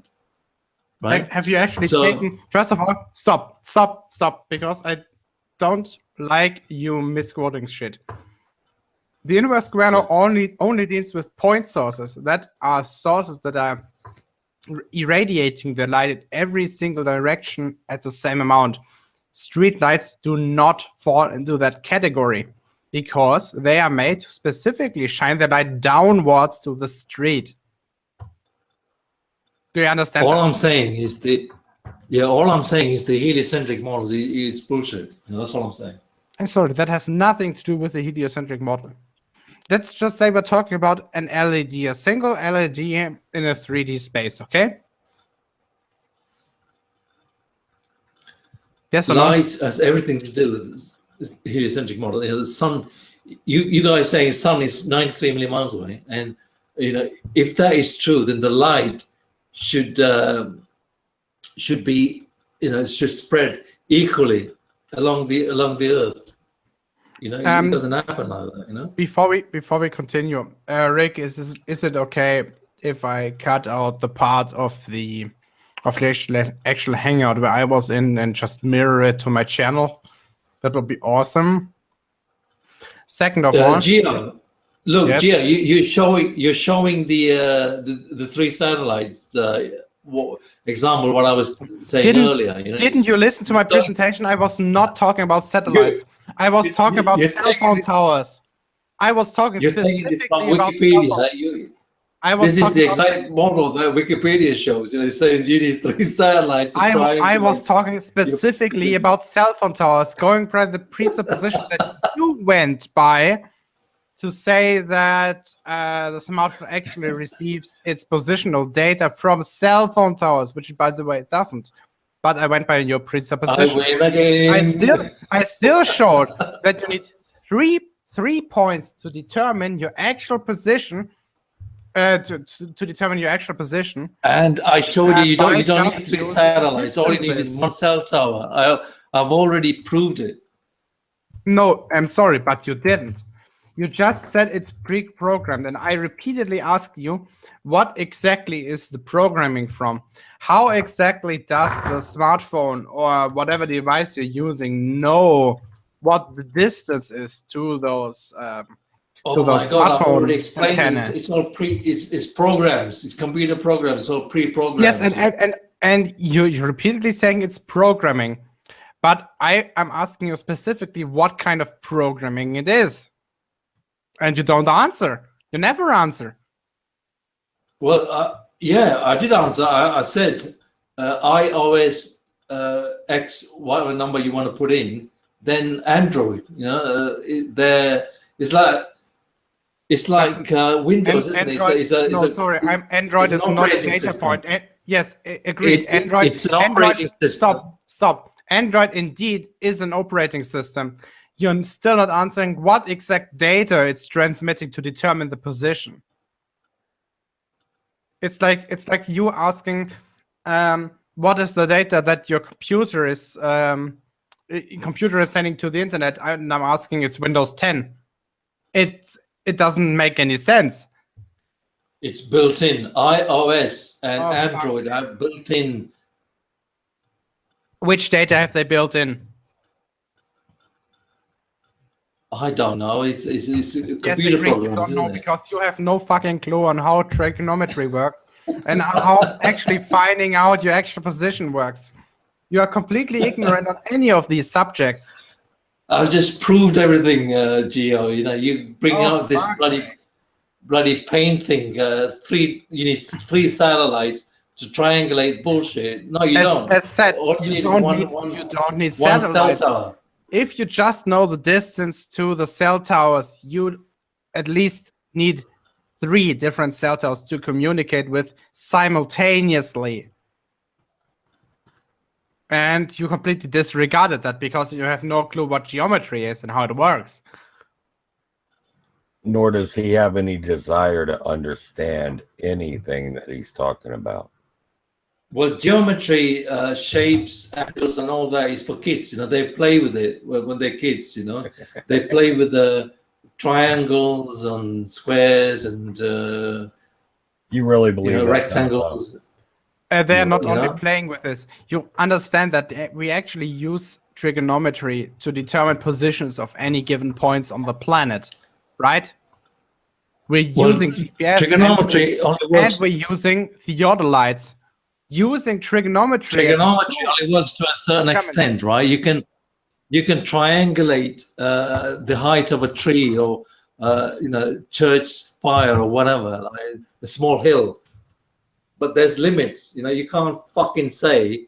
What are the limits? That, you got the baseline for something that's 93 million miles away. What are the limits? I call bullshit on that. Define the limit. What exactly is the limit? Baseline. You need a baseline, right? It's got to. You don't need a baseline. I'm sorry. Look, you just need one. Three angles have to equal 180 degrees. You are measuring the angles directly. If you know 2, you automatically know the third. Yeah, and do you know how they measured the distance to the sun, Gio?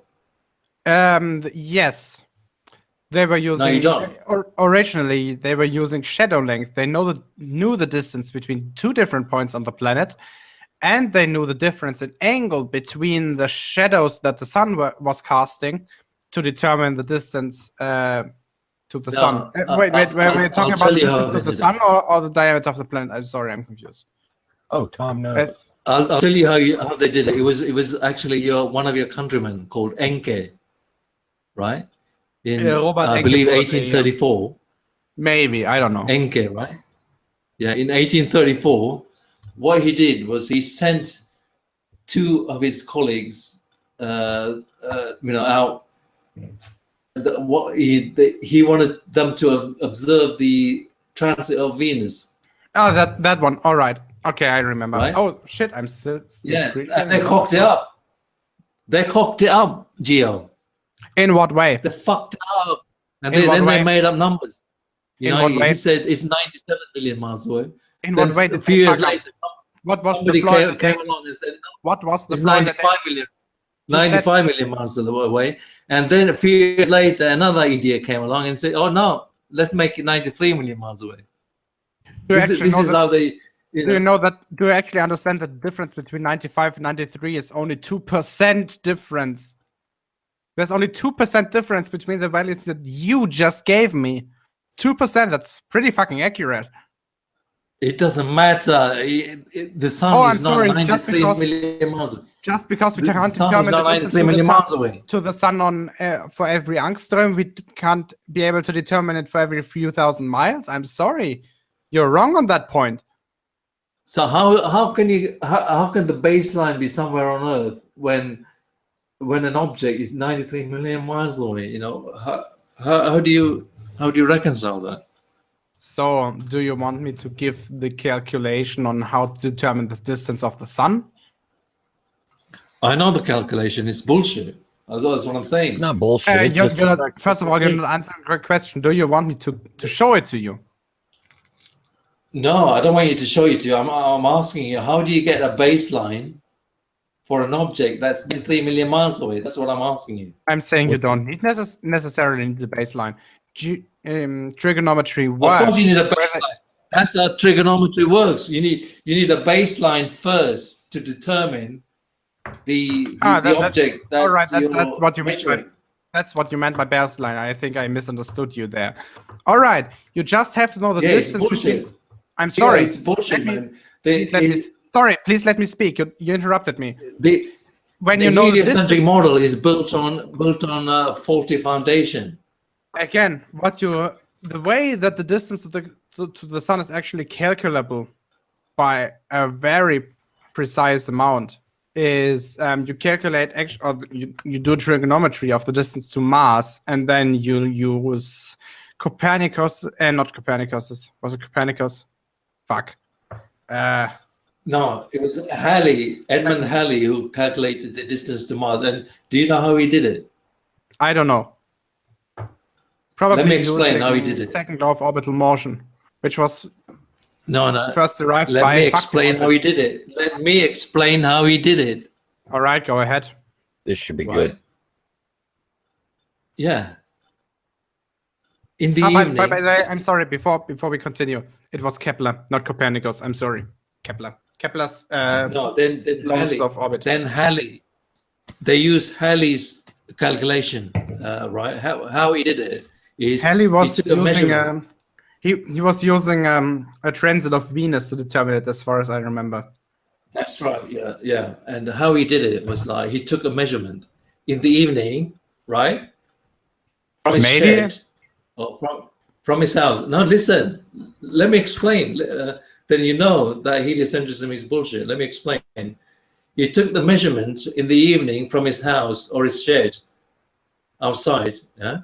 Then he waited 12 hours thinking the Earth is going around the sun, right? And it will be on the other side, right? So he took this. It will be on the other side of the sun? Are you fucking kidding me? Well, he believed the Earth was going around the sun, didn't he? Like, so he took the just to clear this up. Are you saying that the no, sorry, because I think I'm just misunderstanding you. Did you just say that every 2 hours the sun is the Earth is moving around the sun, because that's what it sounded like? No, that's not what I'm saying. That's what Halley thought. Halley, I'm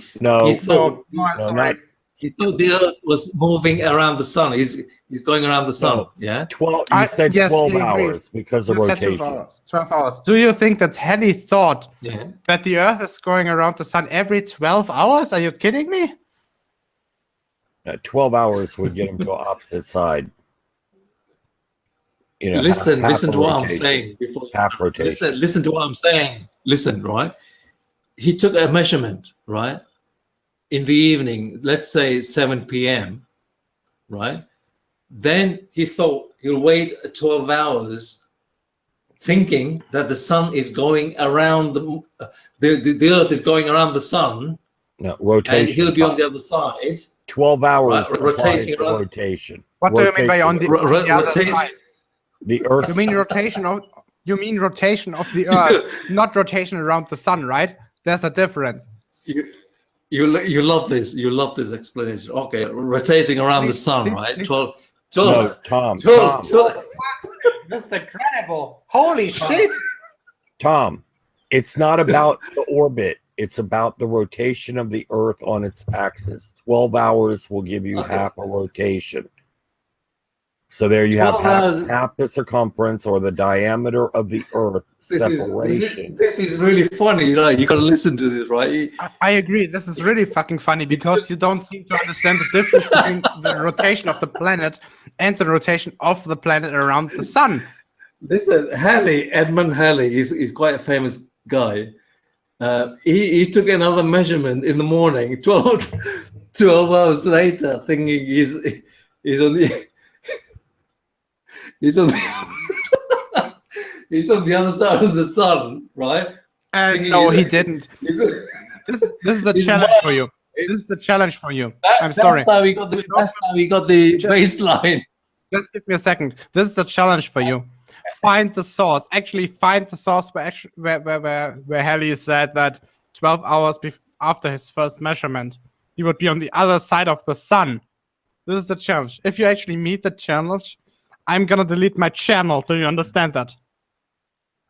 Geo, do you do any research? If you find any source that says that Edmund Halley thought he would be on the other side of the sun 12 hours after measuring the transit of Venus, if you actually find a source for that, I will delete my channel. This is a challenge for you. And I think 100% that you will not be able to meet it. You will not be able to fulfill this challenge. Geo, listen, Geo. There's a physicist called Gerard Hickson. Okay? All right, go on. Go and do your research. You win. He played the Gerard Hickson card. He wins. What? Gio, delete your channel, man. You lost. You're useless. Delete your channel. Come back as somebody else. You know, you don't do your research. Have you finished that beer yet, Tom? During the time that Tom has finished his beer, I have drunk a whole bottle of wine. Yeah, quit nursing that beer, you wuss. Give me a second. I need new wine. Pound that beer down and go. Gio, delete your channel. Delete your channel. Your channel is worthless now. Delete it and come back as somebody else. What the fuck are you talking about? I offered you a challenge to find the actual source where Edmund Halley said that 12 hours after measuring the transit of Venus in front of the sun, I was thinking that he was on the other side of the fucking sun. You didn't meet anything of that. Show me the actual moral of the story. Show me the actual moral of the where he's saying, sorry, you have no morals. Don't interrupt me. Show me the actual source where he said that, because you have no fucking idea what you're talking about. The moral of the story, Gio, is that he's in the same fucking place and the Earth is not moving. That's the moral of the story. No, it isn't. Again, you are not citing anything that Halley said that he was being on the that he thought he was being on the other side of the sun, which you claimed he said. You're not citing any of that.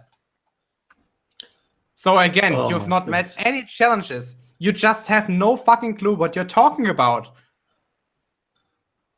Oh God, it's hard work trying to make you guys understand. First of all, I agree. You don't understand perspective. It's hard work trying to understand you because you're talking shit that you have no idea what you're talking about. You have no idea what you're talking about. I'm sorry. Everything you've said today was utter bullshit. Everything you said was actually either confirmed to be untrue or not confirmed to be true. Everything you said was either demonstrably false or yet not demonstrably correct.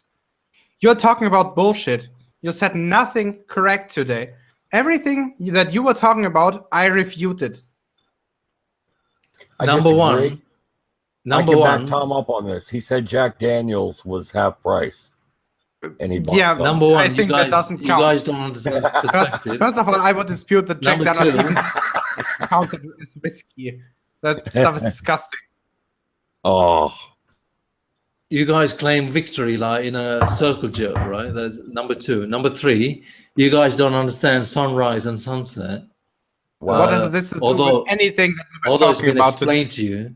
I'm sorry. What has this to do with anything that we were talking about today? We were talking about number 4, smartphones. The Earth is bigger than they tell us it is. Towers. Number 5, the sun is a simulation.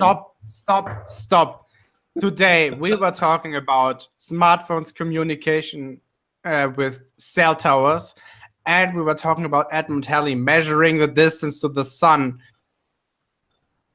Do you understand that this has nothing to do with sunsets and sunrises themselves? And I've debunked your satellites. So give me credit. Bullshit. You haven't debunked anything. You don't know how geometry works. You don't know how GPS works. You don't know how actually the data transmission between smartphones and cell phone towers work. You don't know what Enke actually said. You don't know what we are actually claiming that about the distance of the sun of the planet. You're not actually understanding on how the planet moves when you say that Halley claimed, and not Halley, Enke claimed that after 12 hours after observing the transit of Venus, we will be on the other side of the sun. You don't understand anything of that. The trouble is, you guys never claim defeat, right? You guys are always on a circle jerk. You know, we never lose, Tom. In which way was this a circle jerk? A circle jerk is only a thing when you're not talking to somebody who has a different opinion on shit. Tom is upset. He wants to be a pivot man. I'm not upset. I've just explained everything. I've explained clearly. You need to look up the definition of explain. You haven't explained anything. Again, you don't know about trigonometry. You don't know about geometry. You don't know about UTM. You don't know about Enke. You don't know about Kepler's laws of motion, or laws of fuck, how they called in English. Geo, you're just a chemist. I am a chemist, yes. Yeah. So, you know, you should talk. Just a chemist? First of all, just a chemist is a little bit of an understatement. And second of all, yes, I know how physics works. I know how the heliocentric model works. I could derive it. It would be a long task, but I could do it. Yeah, that's more or less all. Yeah, I've just debunked the heliocentric model. So, are you fucking kidding? What kind of car do you drive, Tom? I drive Vauxhall Insignia. Oh, for fuck's sake. It's even one thing that is worse about you than all the shit you're saying on YouTube. Why would you admit that on air, Tom? Because I'm honest. I don't lie. I don't even know what kind of car that we're just making fun about Vauxhalls. They're just disgusting. What is it? Yeah. Is Vauxhall it like a Yugo? No, Vauxhall used to be part of the General Motors Group, GM. Yeah, because it is a part of Opel. Opel, yeah, that's correct. Yeah, that is correct, yes. Now it's part of, I think, Peugeot, which is a French company. Renault. Oh, Renault. I'm sorry. I can't differentiate between the French companies. They're all the same to me. Still French. Have you finished your beer yet, Tom? No, man. I've got plenty more. It's a pack of 20, you know. Come on, pound it down. Pack of 20 beers. Are they in a can or are they in bottles? Oh, he's a can drinker. Bottles. You're kidding. At least something. More flavor in bottles, you know. I agree. Glass bottles are the best much for better. beer. Yeah, definitely.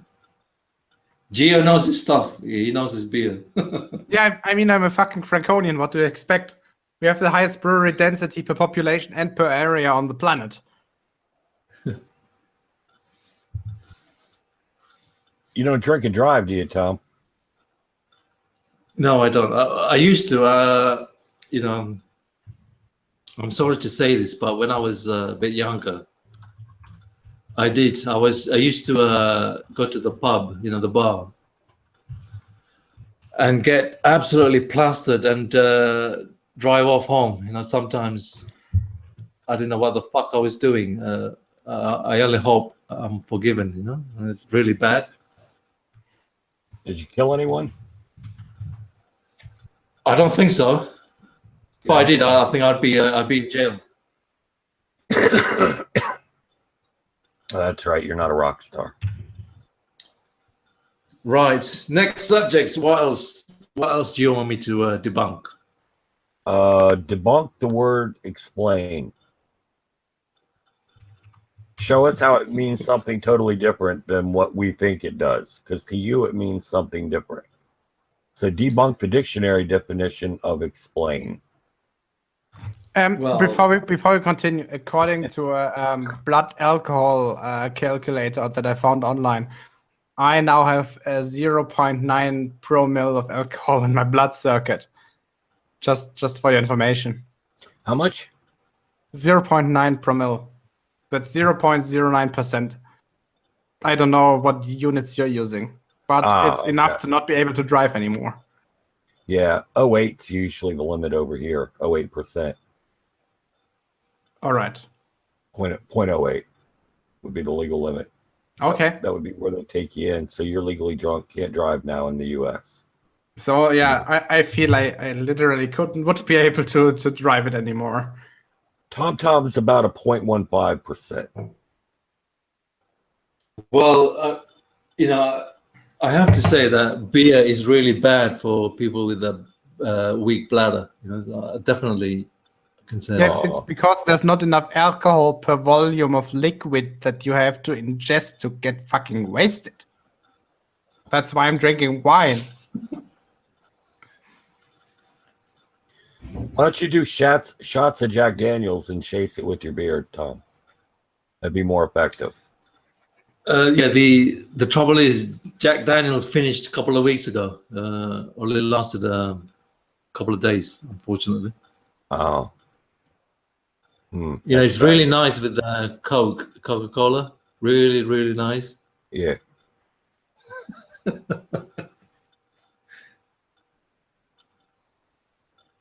By the way, happy Hanukkah, MultiT0mt0m. Yeah. I'm not Jewish. All right, I'm sorry. Yeah, there aren't many Jewish people around here for some reason. Oh. Yeah, but they rule the world. I wasn't so sure about that.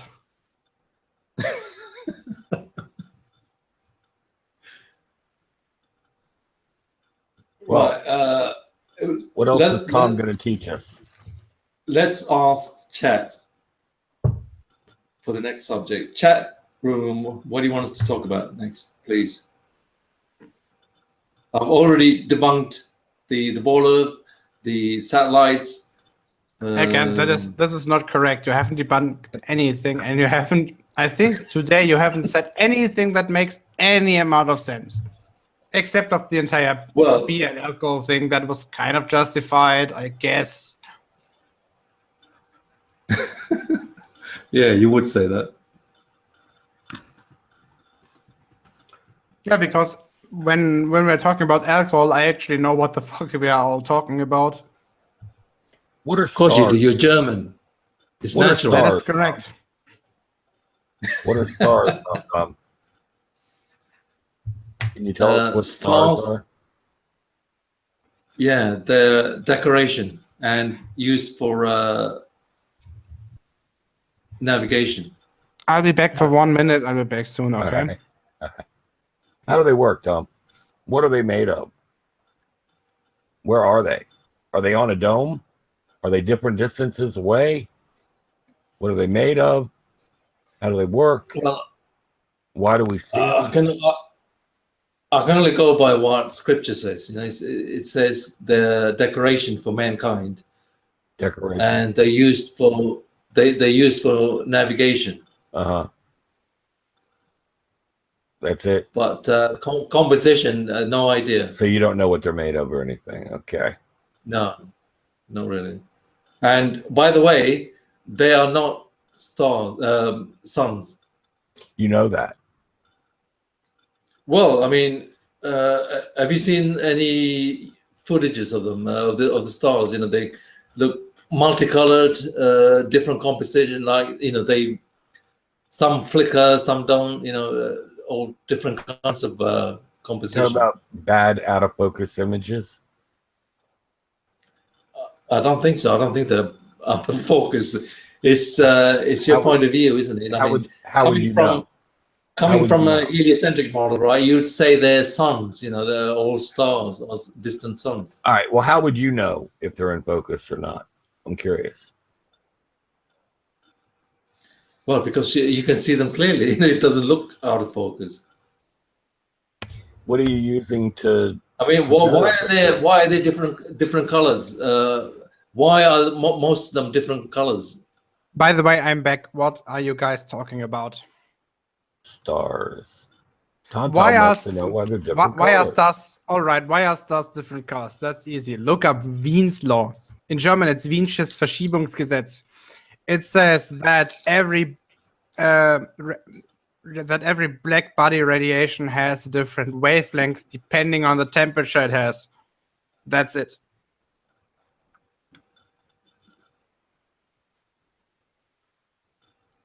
So, for example, a rather cold, quote unquote, cold star is looking red to us, while a relatively hot star is looking tangentially blue. Our sun is right in the middle. That's why it's looking yellow. That's it.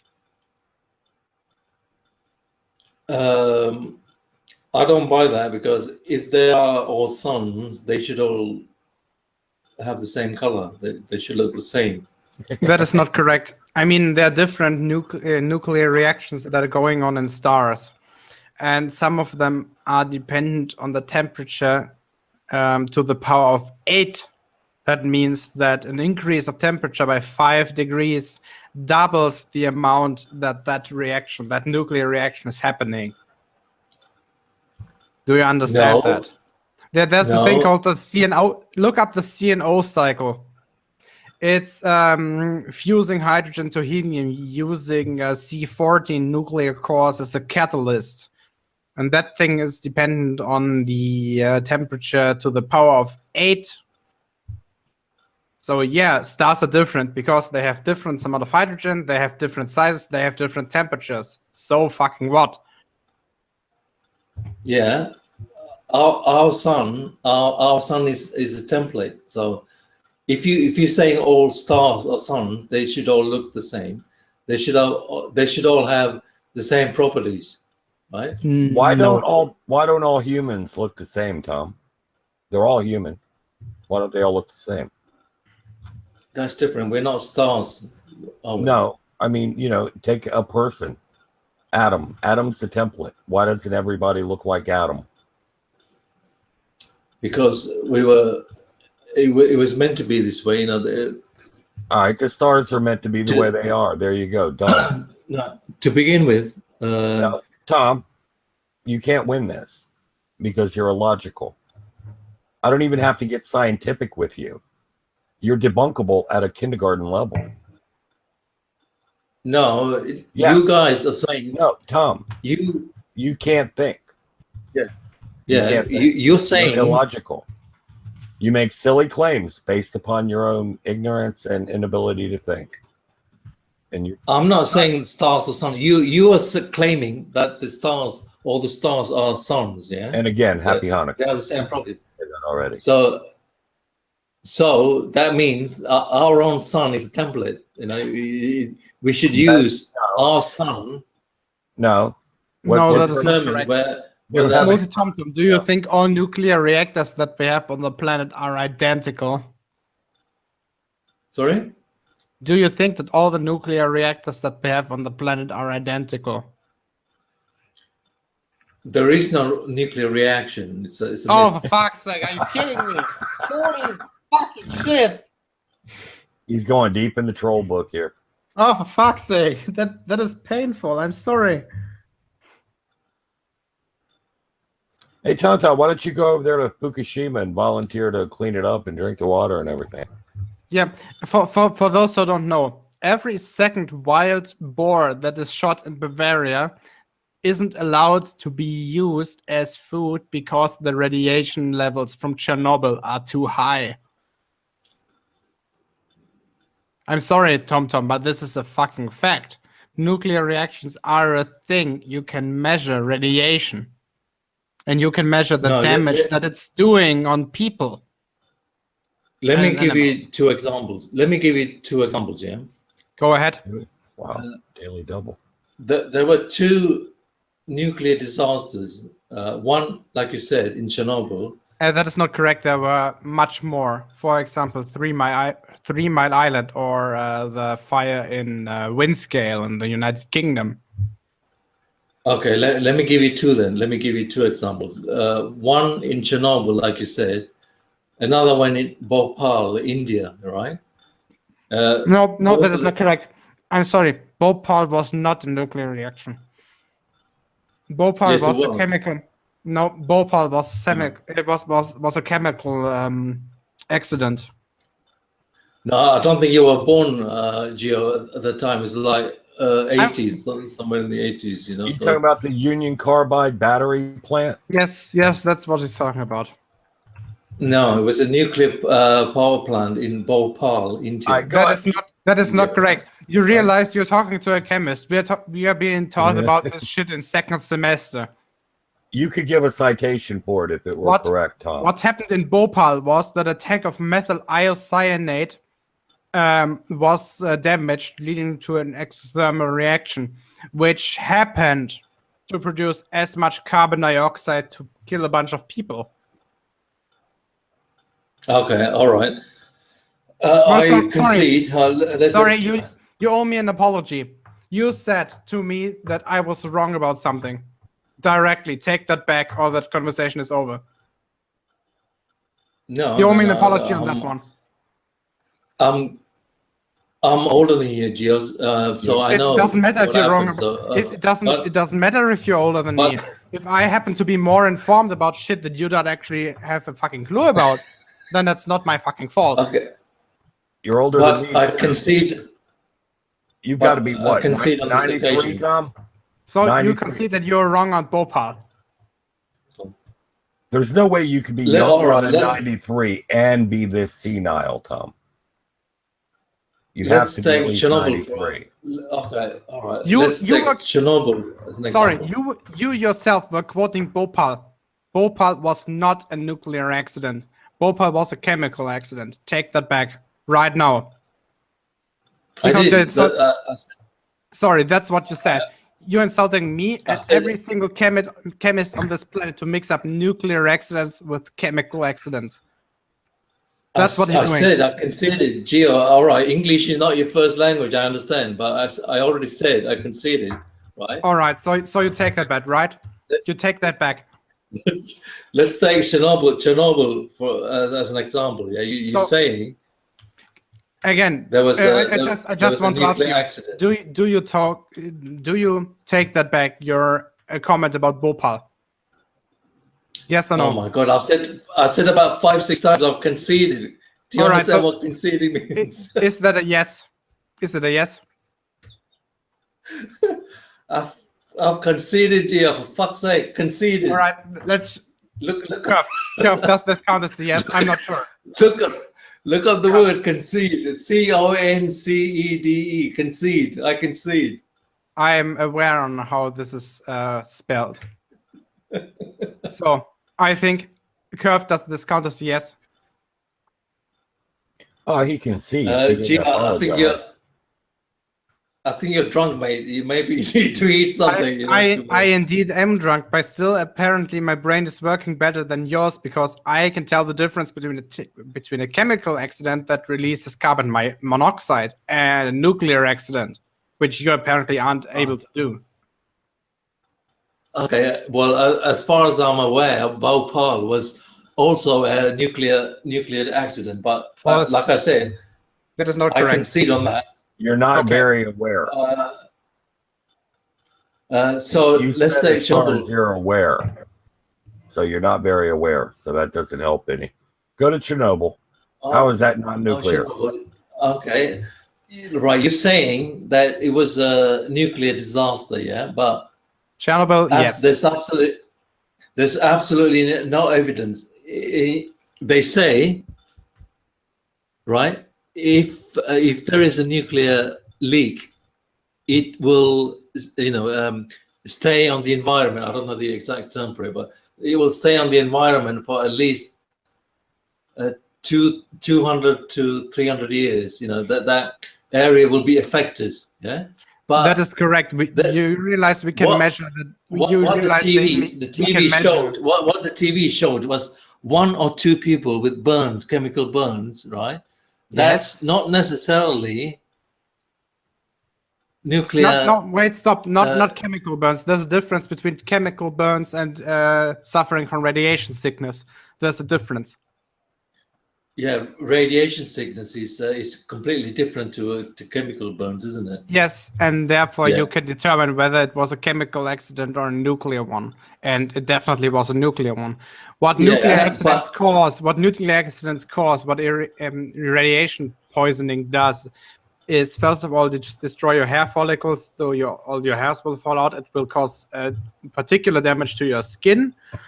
It will cause a destruction in your DNA, so you will probably get cancer of various types in your later life. It will, if you suffer from a large dose of radioactivity, you will get problems with your blood circulation. There will be problems related to that. There's a bunch of other things that I could quote now. So how was this not a nuclear accident? Nothing like that happened to the victims. There was absolutely nothing happened, and it's only been like what? Do you actually think that radioactivity is not a thing? Do you say that? Do you say that radioactivity is not a thing? Listen to me for once, right? It's only been 20 to 30 years since that accident, and that was 1986. So it was 21 years ago. Chernobyl. 31 years ago. Yeah, Chernobyl it's back to normal. There's absolutely no radiation lingering. That is not correct. That is not correct. If you stand directly in front of the reactor, you will get a dose that would do serious damage over half an hour or so. You're just allowed to stand in front of the reactor for a few minutes, because otherwise it would do long-term damage to you, probably in the form of cancer. There is nothing happening in Chernobyl at the moment. It's back to normal. You guys saying if you think will last 200-300 years. If you think there's no, first of all, you realize that the substances that are released from Chernobyl, the most dangerous ones, are not the ones which have a very short half-life of like a few days, because, like, for example, iodine 131, I think it is, has a half-life of 8 days. So if you're inside your home and you don't ingest anything of it, you will be safe after like a few weeks. The stuff that is really doing damage is something that has the half-life of a few decades, like in the order of the lifespan of your average human being. That's like, for example, cesium-137, which I think has a half-life of about 15 years or so, like in that order of magnitude. That is the one that is doing damage. Okay? And by the way, we have a nuclear technician in the live chat, in the side chat, who would be able to talk about this in way more detail than I would be able to. MultiT0mt0m, would you like to talk with him? Because he's way more of an authority and way more informed about this kind of stuff than I am. Well, I thought Steve McRae is just a joker. No, he isn't. He worked in the... I think... No, I'm sorry. As far as I'm aware, he worked on nuclear submarines with reactors. So if you want to talk to him, I think he would be able to join. No, Steve's just a sailor. I've already talked to him on Red's hangout once, and so you wouldn't be able to join someone who actually knows about the shit that he's talking about way more than I am. I asked Steve if he ever saw the curve on his. What has the curve to do with? What has the curve to do with radioactivity, nuclear fallout, anything that has to do with nuclear reaction? Because you don't understand what the nuclear reaction is, apparently. You don't understand the implications of what nuclear accidents include. You don't understand anything about what the fuck you're talking about. I'm saying Steve doesn't know much except cleaning the decks, you know. So is that a yes or no? What would you be able to talk with him, or would you want to talk with him about the subject that you're talking to with me right now? You can be on a nuclear ship, right? And you can be a cook like what's his name, Steven Seagal. It don't mean a thing, you know. Steven Seagal, isn't he an actor? Yeah. Oh, for fuck's sake. By the way, nuclear fission doesn't exist. It's all bullshit. So you think nuclear fission doesn't exist? Okay, therefore you have to be able to show me why exactly nuclear fission doesn't exist. What is the problem? Why doesn't uranium-235 decay, or why isn't an uranium-235 be able to be fissioned, separated into smaller particles with the release of energy in the process? Why doesn't that happen? Well, people have already like they demonstrated that, you know, uranium doesn't jack shit. You know, they proved that it's not radioactive. Who is they? Well, name one. Name one. Well, I don't know the name at the top name of my one. head, but they proved. Sorry, if you're saying that people proved it, you should be able to name somebody. Yeah, they've proved, right? It's not radioactive. They've physically eaten. They've actually eaten. Again, if you're just saying people did it, you're just making shit up. If you are not able to say the name of anybody or link me to any source that I could check, you're just making shit up. I'm sorry. Well, you can't expect me to remember everything I research. You know, like you should be able to name me a source that I can check. Not necessarily today, but at least the publication that you're talking about. They've eaten uranium. They've ingested it. They've, you know, into their body, right? Yeah. Then and nothing happened. First of all, have fun dying from lead poisoning, because uranium and lead are pretty similar in terms of their chemical reactions. So even if you ingest uranium, you will probably die of lead poisoning or uranium poisoning, but the symptoms should be more or less the same.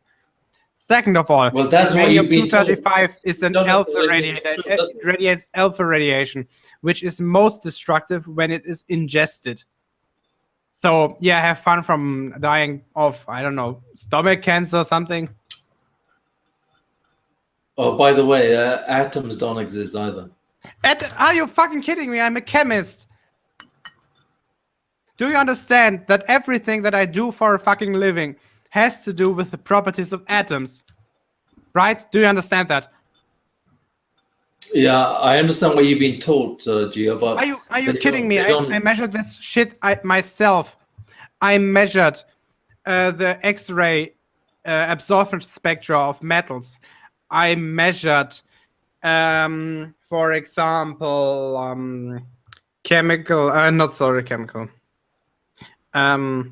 the amount of heat that the heat capacity of gases. I measured much of the stuff that directly results of atoms' properties. I measured X-ray radiation.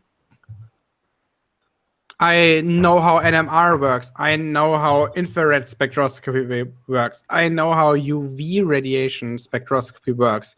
Are you kidding me? If you're saying you don't think that atoms are a thing, you're shitting on everything that I do for a living. You're shitting on everything that science found out about nuclear particles or any atom of particles in the last 150 to 200 years. You're shitting on everything that we found out about the properties of the universe in the last 200 years. Are you fucking kidding me? Yeah, I'm shitting on science, to be honest. You know, yeah, you're shitting on science because you have no fucking clue what you're talking about. You have no education in anything whatsoever. That's why you're able to make this shit up without citing anything, without thinking you're honest to yourself. But you actually aren't. You're just making shit up. I'm sorry. It's a waste talking to you. Yeah, I've researched the things I'm talking about, and in what way? In what way? Said. In what way? In what way? I've been on university for almost 5.5 years now. I found out I've probably forgotten more about anything that you will ever remember. Yeah, and just rewind. Do you know? All right. Do you know what a wave function is? What is the wave function? What is the wave function? What is the wave function? What is the wave function? What is the wave function? Just rewind what I said. What is a wave function? What is the wave function? What is the wave function? Just what is chirality? What is the wave function? What is chirality? If you are able to answer these questions, then I admit that you actually know a little bit of the stuff that you're talking about. But those are two really pretty basic questions in the field of chemistry. You should be able to know these if you think that you did your research. What is the wave function? I'm not a chemist. Yeah, agreed. You're not a chemist, and yet you think that you're able to prove that atoms are not a thing. Do you know what chirality is? Well, what is chirality? Well, what is chirality? Answer it. We all learn. The periodic table, right? What is chirality? What is chirality? What is chirality? What is chirality? I don't know. I don't know. Come on, chirality. What? Yeah, you don't know about it because you have no fucking clue about it. Yeah, because I'm not a chemist. You're the chemist, right? I agree. You're spewing things from. You read textbooks, yeah? I don't read textbooks. I do this shit for myself. I do the experimentation myself. Stuff about basic chemistry, the basic properties of atoms is done in the first 5 semesters. And I'm now in the 11th semester. I'm now in the 11th semester. I'm shortly before doing my master's thesis. So all this stuff is ancient history for me. I've done this shit. I know this shit. If you're now saying that everything that I've learned is a bunch of bullshit or a conspiracy theory in any way, well, go fuck yourself, because you have no fucking clue what you're talking about. And Steve McGray, yeah, you're right. You learn about chirality in high school. That's true. But in university, the first 2 semesters we were talking about, we were not talking about chirality. In organic chemistry, it was first taught in the 3rd semester because everything else first was just basics to get everybody in the same level of knowledge. So chirality came a little bit later. So again, Tom. What's karate, Tom? What's karate? You have no fucking clue what you're talking about. So again, what is chirality? If you said you've done any research, you know that chirality is directly dependent on the properties of atoms. This is it, bro. Or for example, on sp3 hybridization in carbon atoms.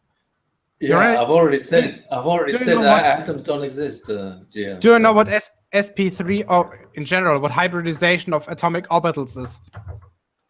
No, I don't. Yeah, so therefore you can't say that atoms aren't a thing, because the result of their chirality and the result of their properties is something we can measure directly. You really think that you can split an atom? Yes. Do you seriously believe that? Yes, and I've seen atoms myself.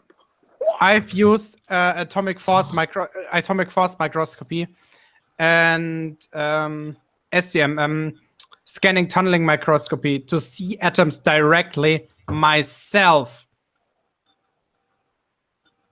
Do you know what AFM and STM are? Do you know what atomic force microscopy and scanning tunneling microscopy are?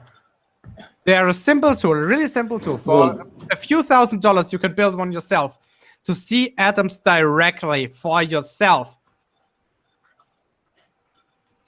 Yeah, well, Gio, it sounds like you're just spewing what's in the textbook. You know, you just look up any term that I've brought up in the last 20 minutes since you began talking about atoms. Look up any term. And look up any product, any STM, AFM, SEM, scanning electron microscopy, for those who don't know, that you can buy commercially for about the price of a car, not including NMR, which is nuclear NMR, Fuck, what's the abbreviation for? Nuclear magnetic resonance spectroscopy. You're telling me with a serious face that you can see atoms through a telescope? Telescope? No, it's a fucking microscope. Do you know what an STM is? Oh, sorry, I meant microscope. Sorry. A scanning tunneling microscope measures the tunneling current between the tip of the microscope and the surface that you're measuring. You can directly from the distance. Yeah, how big are atoms, Gio? How big are atoms? Tell me that. Depending on the atom, it's a few angstrom, so it's a few hundred picometers. About 10 to the power of minus 10 meters. That's the size of an atom, approximately. Oh man, so bullshit. How can you believe this crap? You asked me and I answered.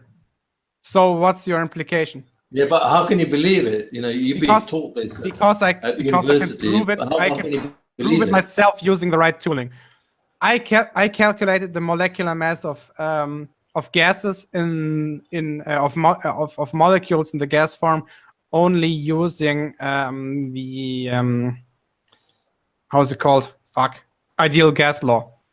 All those things are consequences of the properties of atoms. With an STM, I can directly see atoms. With an AFM, I can directly see atoms stapled or not stapled, piled on top of each other. I can see that. I can measure their properties. In organic chemistry, I use the properties of atoms to predict organic reactions. How do you want to refute all that? Right. By the end of tonight, I'm going to convert you all to flat Earth. I'll be back in 1 minute. What the fuck has flat Earth to do with chemistry? Are you fucking kidding me? Tom, don't you think it's about time to give this up, man? Come on. You got to understand, man, there's people, like, not just thousands of people, millions of people in the world doing different jobs and specializing in different fields and, you know, just training their whole life in things. You can't just come along and watch a few flat Earth videos and say, oh, it's all nonsense. You know, he's that's not there. Oh, is he gone? He went to go get a beer. Oh, God, all right, I'll be AFK for 1 more minute. Anyway. Gio's getting another bottle of wine. Is that safe? It's going to murder TomTom in a minute. Never seen Gio so riled up. Well, I might as well get a beer then. Bloody hell. I'm going to go for a walk in a minute. I got a new smartwatch. It's telling me I need to go for a walk. Wow. Yeah, I know. I didn't get this shit to tell me to go for a walk, bro. What's going on? This thing's trying to rule my life. Trying to get you to get married. I'll get married. Steps. Is it counting your steps? I think so. It's not telling me. It's just telling me to go. It's just like, go. Stand. It goes, stand up, fool, for 1 minute. And I'm just standing up, watching TV. And then it's like, now you can sit down. Oh, wow. Okay. Fair enough. Oh, anyway, it's a heated debate going on in here, isn't it? Bloody hell. I think TomTom's got Gio on the ropes, though. Okay. Yeah. There's nothing TomTom can't reject or just. I'm back, by the way. Welcome back, dude. Really, one of the worst hangouts that I've done yet. He doesn't understand that chemistry is a fucking thing. It's ridiculous. Yeah, but you've done a hangout with TomTom before. I've seen it, so you know what TomTom's like, surely. At this point, at least he's polite. Like, no, he isn't. I'm sorry. No, but no. Regarding the magnitude of insults, disregarding a complete field of study is the worst that I could think of. I mean, he can call me a motherfucker or an asshole as long as he wants, but actually disregarding my field of study is worse than that, in my opinion. Yeah, it's saying your whole life's a joke, basically, isn't it? Like, and he knows better. Yeah, correct. I mean, not my whole life. I've been studying chemistry since 2012, so it's five years and 3 months or so. But yeah, it's a significant part of my life. Fuck him for that. Yeah, certain signs are bullshit. No, Sorry Tom, to fuck be- you. Oh, for fuck's sake.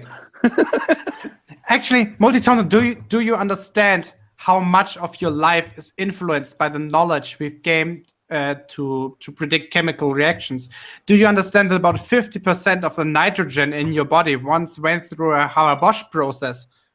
Haber-Bosch process is, for the chat, Haber-Bosch process is a process that gets ammonia from the nitrogen that is occurring in our atmosphere.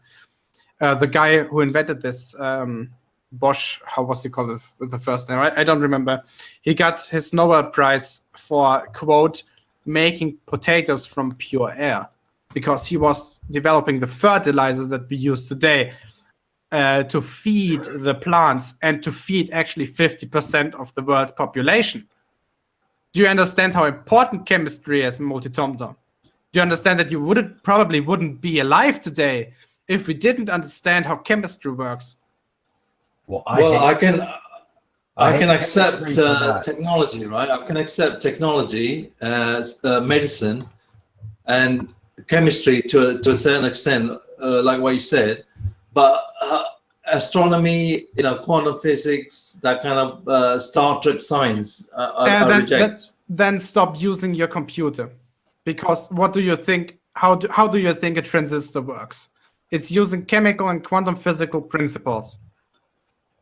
For example, the tunnel effect. It's a quantum physical principle, and you're using it on a daily basis. And how do you think new transistors and new smaller processors, for example, the 10 nanometer process that Intel is currently developing, are developed? We're using quantum mechanical principles, for example, the tunnel effect. We need to know this shit to actually build CPUs.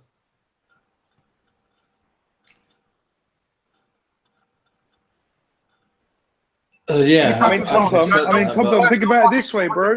My watch is telling me to get off my fat ass and walk around and go for a walk. I think we're in Star Trek, bro. We're there, bro. We're in the future. What, for example, solar cells. Germany is making 5% of its electricity by solar cells. By the way, yesterday was a record for renewable energies in Germany. We had about 75% of our electricity come from renewables. How do you think solar cells were developed? How do you think fucking lasers were developed? Lasers are based on a quantum on a quantum mechanical principle. All this shit is developed by using principles that were using quantum mechanics and the properties of atoms. If you think all of this shit is fake, you will have a fucking giant burden of proof. No, I didn't say technology. I said I accept technology, right? But it's the no, stop. You have said that atoms were fake. We know about the properties of atoms really fucking well. Yeah, it's got nothing to do with atoms, like, astronomy, for example. So quantum physics has nothing to do with atoms. Are you really aware of what you're just saying there? Do you understand what atoms are?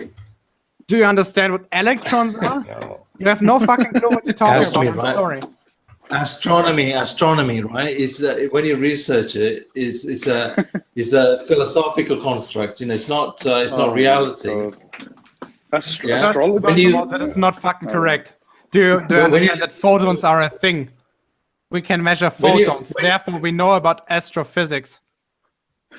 When you research people like Newton, you had no idea about astrophysics. Bradley, that was maybe for his time. Newton Society, developed mechanics. Newton developed mechanics. With a little bit of astronomy was. Yeah, go on. Look, astronomy was part of philosophy. Did you know that in the olden days? Everything back then. Everything was a part of philosophy back then, because the world of natural sciences wasn't developed back then.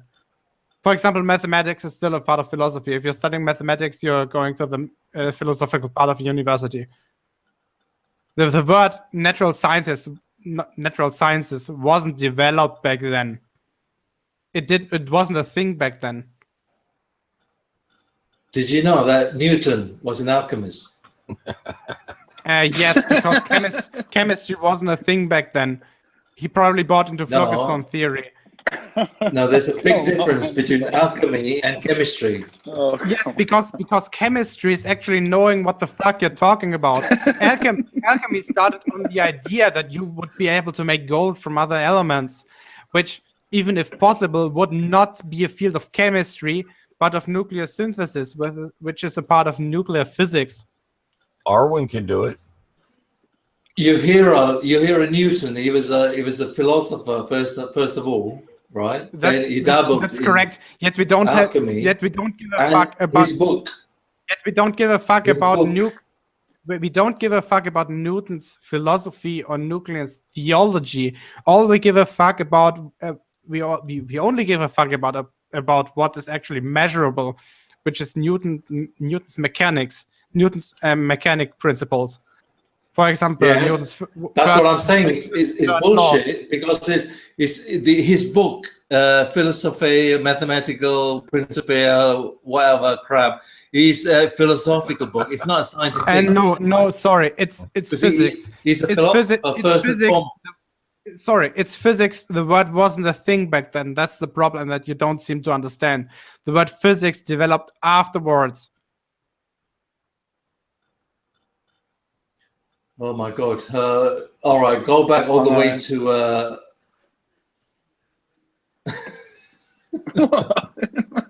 Come on, Tom. Go back all the way. Trolled enough for today, for one day. How long have I been here? Like 2.5 hours, maybe? Yes, you indeed. I'm sorry, but you are trolling. Everything you said today was pure shit. Someone who argues with you, somebody who argues with you is a troll, right? Somebody who... It's not trolling. If he has no idea what he's talking about, then yes, you're trolling. You're not backing up anything that you say. You're misunderstanding everything that you say. And for everything that I say, you have no explanation for. I'm sorry. Yes, you're trolling. You have no idea what you're talking about.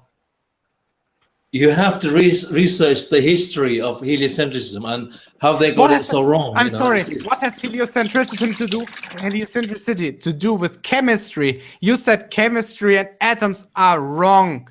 You said chemistry indeed is fake. I'm sorry. You're full of shit. Tom, man, let's be real, because I've been where you've been, right? You're not talking about research. You're talking about watching a dozen at most flat Earth videos with a load of assertions or whatever Riley likes to say. I mean, aren't backed up. They're just people telling you stuff on the internet. And when you look into these things, they don't stand up to scrutiny, man. They don't. They don't. Alex, okay, so what's when I do research, I go to university websites, .ac website. University website. Why don't you just read papers that are put out by actual chemists or physicists or doctors in the medical sense or whatever? Don't go to the university websites. Go to the actual publications.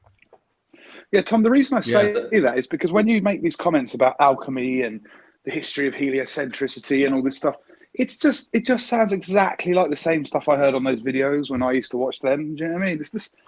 You're not saying anything new. You're not bringing anything new to the table. I'm not trying to be mean. Do you know what I mean? I'm just saying there's not much to research, man. If you actually start researching it, you won't be a flat earther. You'll start realizing flat earth videos are full of shit. They really are. Yeah, but when you look into it, Alex, it's all bullshit, because nothing adds up. Nothing adds up. Flat Earth, nothing adds up. No, so, for example, nuclear physics doesn't add up. Quantum physics doesn't add up. Organic chemistry doesn't add up. Inorganic chemistry doesn't add up. Physical chemistry doesn't add up. Computational chemistry doesn't add up. What exactly about chemistry doesn't add up? Because everything that we use in chemistry is based on atomic theory. And if you're saying atoms are fake, which you did, we can rewind back to that. You're saying that. Yes. Which of that is all false? What of it is false? Well, I accept certain aspects of chemistry. For example, I know that that you use mercury for thermometers, right? I know that that's real. No, we don't use mercury for thermometers for like 50 or 60 years at least, because gallium, which is an alloy of gallium, indium, and tin, is better and not poisonous. We don't use mercury anymore for thermometers. Yeah, like I said, I accept certain aspects. Okay, all right. Do you understand? Do you understand why we did use mercury? Yeah, because of the properties it has. Yes, and do you know that we can actually predict the properties of mercury only knowing its quantum mechanical properties? No, quantum mechanics is completely different. Oh, for fuck's sake. Do you understand that transistors, for example, are based on quantum mechanics? Do you know what the tunneling effect is? Do you know what stimulated emission is? Which is the base that we use for lasers.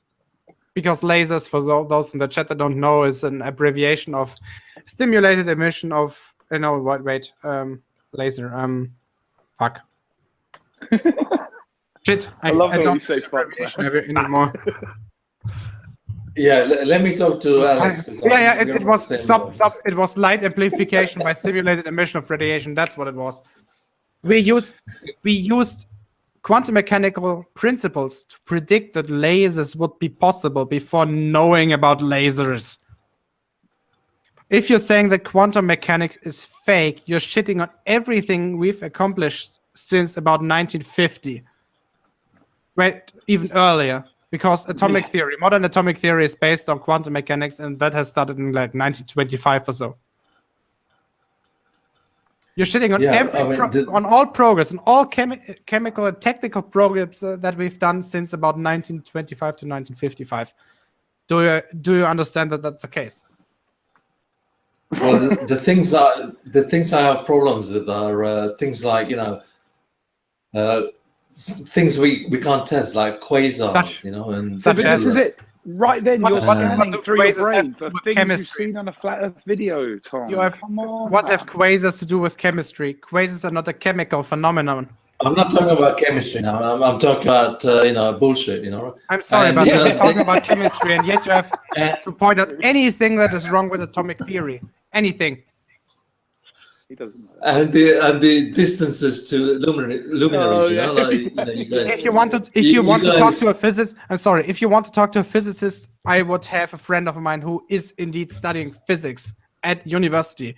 If you want to talk to him, I invite him to the channel. Although I don't know if he's online today because it's Christmas, that kind of shit. So if you want to talk to a physicist, talk to a fucking physicist and not a chemist that I am. We were talking about chemistry. He won't listen. I've got big problems with the moon landings, and you guys saying there are mirrors. Are you fucking kidding me? Yeah, First of all, he's kidding you. I think. For the last 30 minutes or so, we were talking about chemistry. So if you're not changing the subject, chemistry, I've you're given the various expert examples, chemistry. No, I'm not. That's why But Tom, don't you think it's funny that flat earthers spend a lot of time recently on these debates and everywhere, just asking questions, but not providing any answers whatsoever to provide, to back up their beliefs? It's all questions. And if for some reason some person you're speaking to on the internet cannot provide the exact answer you're looking for, oh, well, then the earth must be flat. I mean, it's silly because, if you wait around or you ask the right person will come around and answer your question. And then when you get the answer, you don't bloody listen and you move on to the next question. You've got Geo, you've got Paul, you've got Rumpus, you've got all these people recently. Sorry if I missed anyone else out, but you've got so many people giving you pretty detailed and patient explanations, like they were teaching someone something for the first time. And you guys turn around and just poop on it. And I'm not using Alex, Tom. You're a nice guy, but do you know what I mean? Like the rest listen. The problems I have is I don't know which school you went to, Alex, but when I was at school, I went to a school called Dietrich Bonhoeffer Gymnasium in Oberasbach, Germany. If you want to know, I never remember with my education, with a middle school education, high school education. Ask those fuckers. And for those who want to know, I got an Abitur degree of 1.6, which is pretty fucking good. So fuck you. And what I found recently is that, Alex, when I was at school, they told me that, the Earth is 70% water and 30% landmass, right? Yes, and the video, still correct. your And video, you apparently have never taken a look at the globe and actually measured when you look at ocean. When you look at the globe or an atlas, like any atlas, any projection, it's completely the opposite. They flipped it around. It's all right. It's So 30%. No, Gio, shut up for a minute. I'm talking to Alex because he's from England, you know. So I just want to know if he's been told the same thing. But I have to clear this up. My first name is also Alex. So yeah, we're both Alex. So yeah. So that might be a little bit confusing. So let me just answer that question for the other Alex. Let me just share my screen, okay? I'm opening Google Earth using a model of the globe. Okay? Can you see my screen, guys? Please, Rick, please share my screen. And if we go to this side, you see that the Pacific Ocean almost takes up 50% of the entire Earth. You can see that if you're claiming that the Pacific Ocean only, or the water mass, the amount of water on the surface only takes up about 30%, then why the fuck is the Pacific Ocean about 50% of the entire surface area of the planet? And even if you go back to the other side, I think the center of the other hemisphere is about in France. Look at that. You still see that a large chunk of that hemisphere is still water. And yeah, you're gonna add up with about 70% water and 30% land mass. What is so hard to understand about this? I don't get your point because it's ridiculous. I said. So Tom, what is the problem with that? Go. The problem is, go to a NOAA website, right? No. But National Ocean. No, but Tom, seriously, look at that. He's just shown you. We can go around the houses and everything, but like, he's just shown you. Look, Google Earth. You could quite clearly see if you just go around Google Earth, it looks about 70%. Just eyeballing it, right? You've got a good chunk of water there. And when he turns to Pacific, it's almost 50%. It's practically 50%, basically, for all intents and purposes, water. Isn't that good enough for you? Is that not enough? No, because it's wrong. Really? It's not, that's the model that's proposed to you, apparently. The globe is not 70 to 30 ratio. You can see it by just showing Google Earth. Just showed you. It's Tom, right? I just don't want to talk to you, calling you MultiT0mt0m. It's Tom, right? Thomas. I guess. Yeah, Tom. All right, Tom. So just take a look at my screen right now. That's the Pacific Ocean. And you see that the only large amount of landmass that you can see is a part of North America over here and a part of Australia here. And New Zealand is here and a part of Antarctica is here. So about like 45% or so, maybe a bit less. I don't know if this part, for example, between Australia and New Zealand, is technically a part of the Pacific Ocean. I don't know if that is counted as that. You can see that about 40%, maybe between 35 and 40% at least of that hemisphere, with that point here in the middle, which is north of French Polynesia, is water. So you have at least, even if the other hemisphere is completely made of land, you have at least 50% water, approximately. There's nothing we can say against that, Tom. I'm not being mean, but look, that is like, because I watched a video earlier, and you know, just look on the globe. You just got to look for yourself. You can't argue that, right?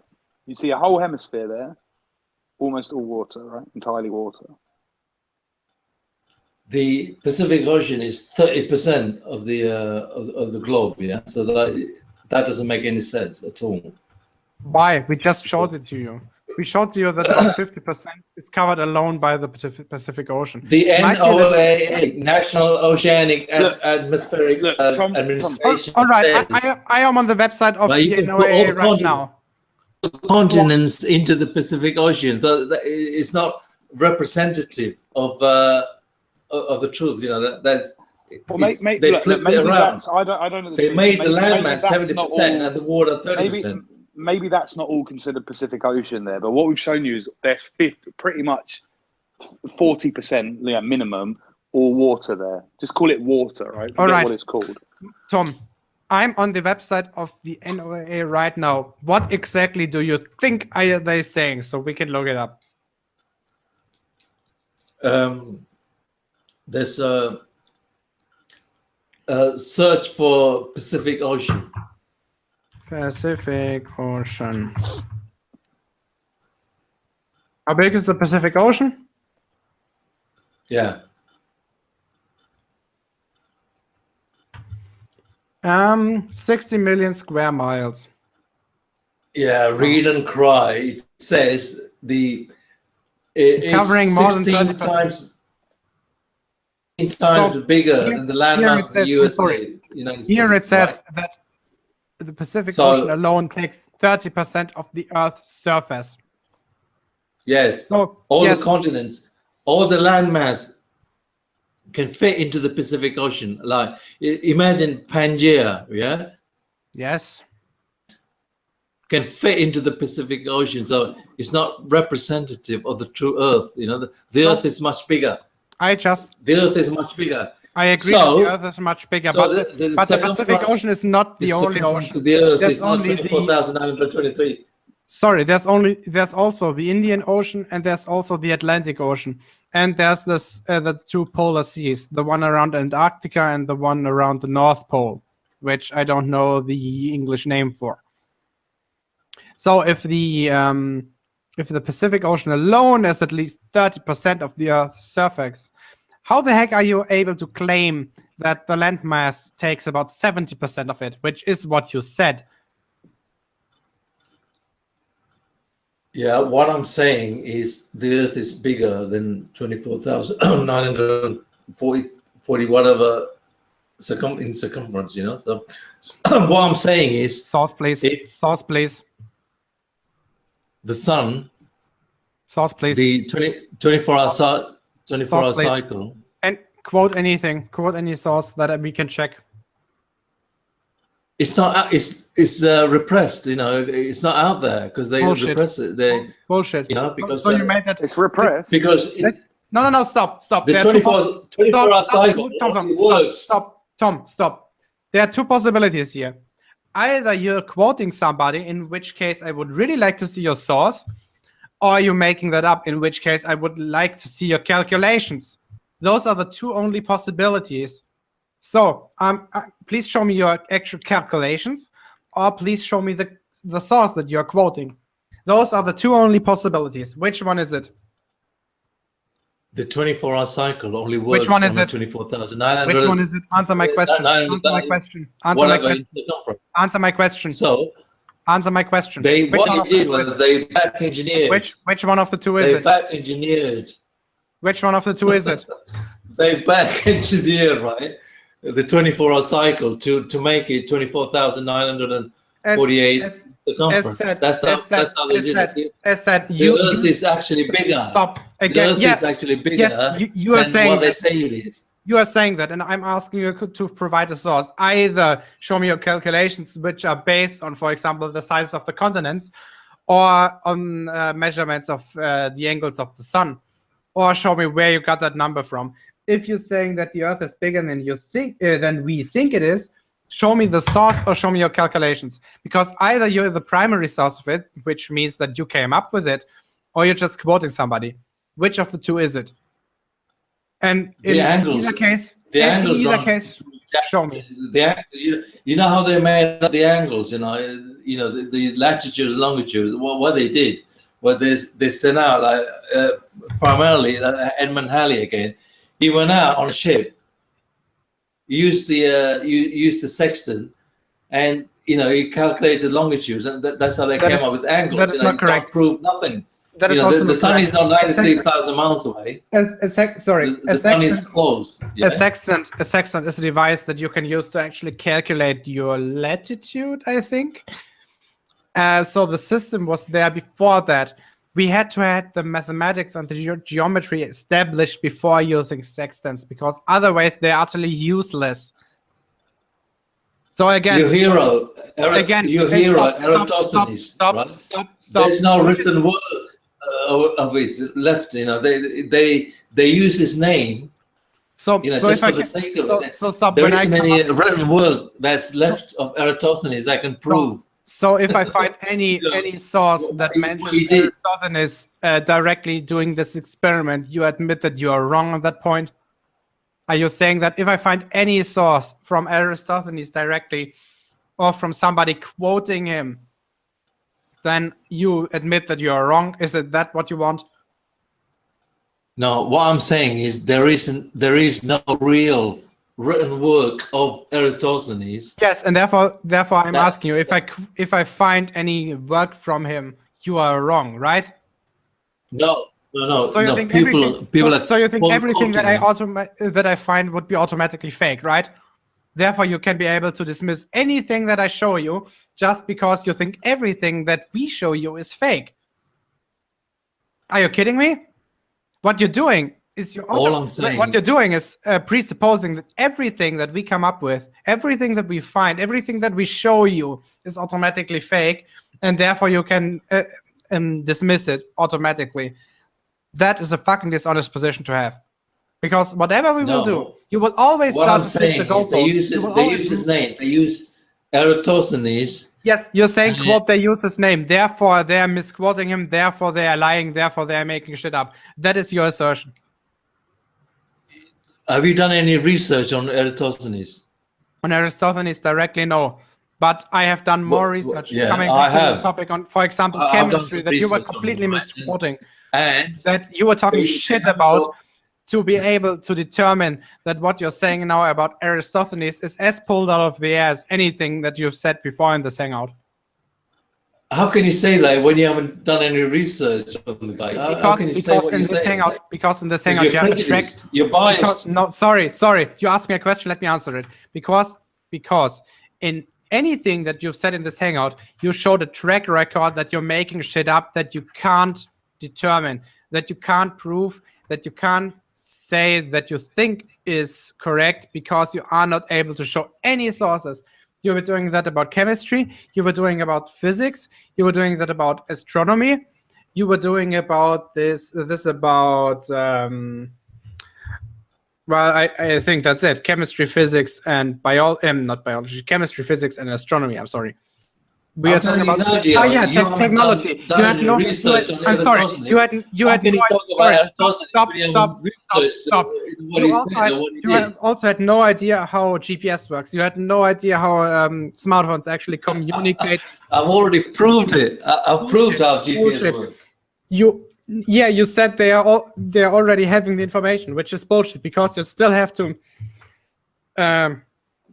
find out the position relative to the cell phone antenna, the cell how are they called? Fuck. It's not my fault. You guys don't understand jack shit. You know, you don't understand GPS systems. You don't understand. No, we actually ask you how the smartphone sets, right? You don't understand. We actually ask the oceans. You don't understand anything. You guys are worse than kids. We actually asked you how exactly a smartphone is able. He's trolling you. He's a full troll. Yes, but I want to expose him. Therefore, I keep pushing him on it. Tom, we asked you various times on how a smartphone is communicating with the cell tower to determine its position. You said it's pre-programmed, and it doesn't answer the question, because still, for a triangulation or to determine the position of the smartphone, you need 3 data points. Either you need 3 distances to 3 different cell towers. You got that from Wikipedia. I already told you. Bullshit. I got that from Wikipedia. Please let me. First of all, please let me speak. Please let me speak. Stop. Please let me speak. That's rubbish. I never said anything about satellites. If you go back in this conversation, I said you just need 3 points from which you know the position. If you know the 3 distances to 3 points, you will be able to determine your position in 3D space. That's what I said. I was not talking about satellites. I said sorry. Talking too much. I was saying you just need 3 points. You need more wine, Gio. Again, let me speak. You need 3 points from which you can determine the distance. If you have 3 points, you know your position in 3D space. If the smartphone does only know one distance to one actual cell tower. No, you don't sorry, know the exact position. Can you read, please? Please read what it says on that webpage, please. So you're changing the subject again, right? Because I've pinpointed you again. Can you read the first 2 paragraphs, please? Covering more than 30% of the Earth's surface, the Pacific Ocean is the largest. No, start from the top. Yeah, start from the top, then 2 paragraphs, please. Sorry, but this is called a headline. That is the first paragraph. Okay, go ahead. With the headline or with the first paragraph? Both, please. So with the headline. The Pacific Ocean is the largest and deepest ocean basin on Earth, covering more than 60 million square miles, 155 square kilometers, and averaging a depth of 13,000 feet, 4,000 meters. Covering more than 30% of the Earth's surface, the Pacific Ocean is the largest water mass on the planet. With a surface area of more than 60 million square miles, the ocean basin is larger than the landmass of the continents combined. And it contains more than twice as much water as the world's second largest body of water, the Atlantic Ocean. The Pacific is also our planet's deepest water body, averaging a depth of about 13,000 feet. The deepest place on Earth, known as the Challenger Deep, extends to a depth of more than 36,000 feet, and is found in the Mariana Trench in the Pacific. All right, I read it. So yeah, thank you very much. Yeah, that proves my point. Thank you very much. Bullshit. It just says that the Pacific Ocean covers about 30% of the Earth's surface. You're not taking into account. You're not taking. All the continents and land masses are 30%, so all the continents would fit into the Pacific Ocean. Where's the rest? Where's the rest of the planet, right? There's 2 more oceans, you dipshit. So there's also the Pacific Ocean and the Indian Ocean. The Earth is more than 24,948 in circumference. Bullshit. First of all, let's just say that the oceans are the Pacific Ocean is 30%. And all the landmass is 30%. Therefore, you have 60% combined. Now, there are two more oceans, the Atlantic Ocean and the Indian Ocean. And there's a bunch of other smaller seas, for example, the Mediterranean Sea, that account for the rest. If you're saying that those 2 values, only 30% landmass and 30% Pacific Ocean, prove that the Earth is bigger than we thought, is a fact, then you're full of shit, because you simply don't understand that the reason they made it, the reason they made it 24,948 in circumference is to cover 24 hours. That's the only way. What the the fuck? only way they could make it 24 hours in a day. Bullshit. Right? Bullshit. First of all, you realize that there are small islands in the Pacific Oceans in almost all time zones, right? There's Hawaii in the middle of the Pacific Ocean. There's the Aleutians in Alaska, also in the middle of the Pacific Ocean in terms of time zones. There's French Polynesia, there's the Marshall Islands, Wake, Micronesia, Nauru, all this kind of small shit where people live that can confirm it, where the time zones more or less match that the position of the sun, like where the where noon on the clock, like 12 a.m. 12, like in the middle of the day, 12 o'clock is more or less the same time where the sun is directly overhead. You realize that's a thing. Yes, the time zones are a thing, and yes, there are people living in those time zones that can confirm that they are geometrically. Stop again. You interrupted me mid-sentence. Again, those people there can show that those time zones are justified to use because they live in a geographical position where it makes sense to use them. So if you say that they're claiming the Pacific Ocean is that large because it would be useful for having the time zones, you're full of shit because people can confirm it. Okay, Gia, can you do me one more favor, please? I think I've done you enough favors today because I've gone to your point, assumed your point. Go to Google Images. Can you go to Google Images and search for international daylight, please? Oh my God. This is going to be highly entertaining. All right. There it is. I think I can have it in Google Earth as well. Give me a second. Ooh. Sorry, not Flight Simulator.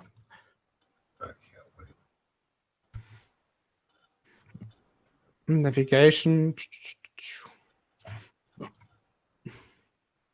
I think I can't do it. Google Earth. Okay, there's the international dateline. Go ahead. Yeah, can you show it on screen, please? Is it showing? You present. There it is. There it is. Hold on. Hold on. Oh. The black line is the international dateline. Wake me up for this.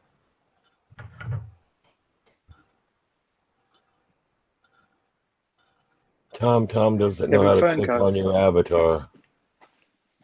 Do what, Cat? Tom, you just have to click. You have to click on my avatar so you can see it. Otherwise, alternatively, you can just take a look at the screen that is actually streamed to YouTube.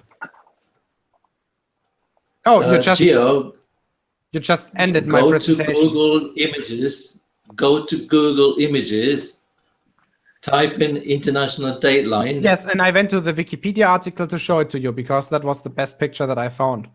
Or if you want to hear it again. There it is. No. Black line. No, that's not it. Is the international dateline. That's not it. That's not it. No. Oh, for fuck's sake. Not it. What else do you want? What the heck? That's not what I was for. Maybe that one is that one better. I am on Google Images. No, I am on Google Images. Don't you see it? Do you understand English, Gio? Go to Google Images. I am on Google Images. Can't you see? ImRic. That's Wikipedia. Can you confirm that I'm on Google Images? Wikipedia is not Google Images. Man. I am on Google Images. Right. Kirk, can you see that? I am on Google Images. That image, yes, that image. Like Google Images right? to me. Right? That image, the Pacific Ocean is not 30% of the Earth's surface. And look at the dateline. Look at that. Why is it skewed? Why is it not straight? Because the international dateline is a political convention. For some people, for example, Kiribati, which are theoretically on the other side of the international dateline, if we define it by the plus or minus 12 hours mark, those have chosen to go on the other side of the international dateline because, for example, it makes economy. It makes it easier for the economy because, for example, I imagine the biggest trading partner might be Australia or New Zealand. So it makes sense to be on the same day as they are. If they were on the other side of the international dateline, they would be on a different day. So if they were on Saturday, for example, Australia would be on... No, the other way. If Australia was on Saturday, then Kiribati, for example, would be on Friday. So it would be harder to trade because while other people wouldn't be working, the Kiribatians, the guys living on Kiribati would have to work. Therefore, it makes political sense to be on the same side of the international dateline as Australia. This entire thing is political. It's arbitrary. You can change from one time zone to another as you want as a country. For example, Turkey recently went from the plus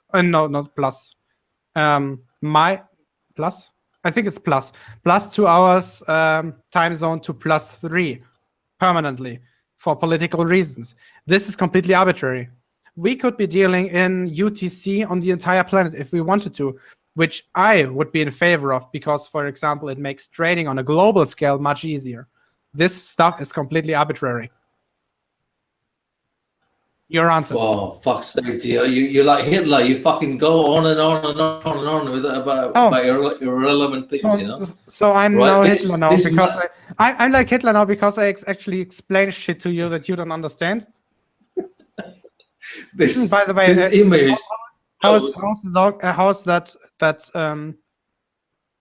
internet law or that whenever you mention the Nazis, the Jews, how is it called? Is it Godwin's law?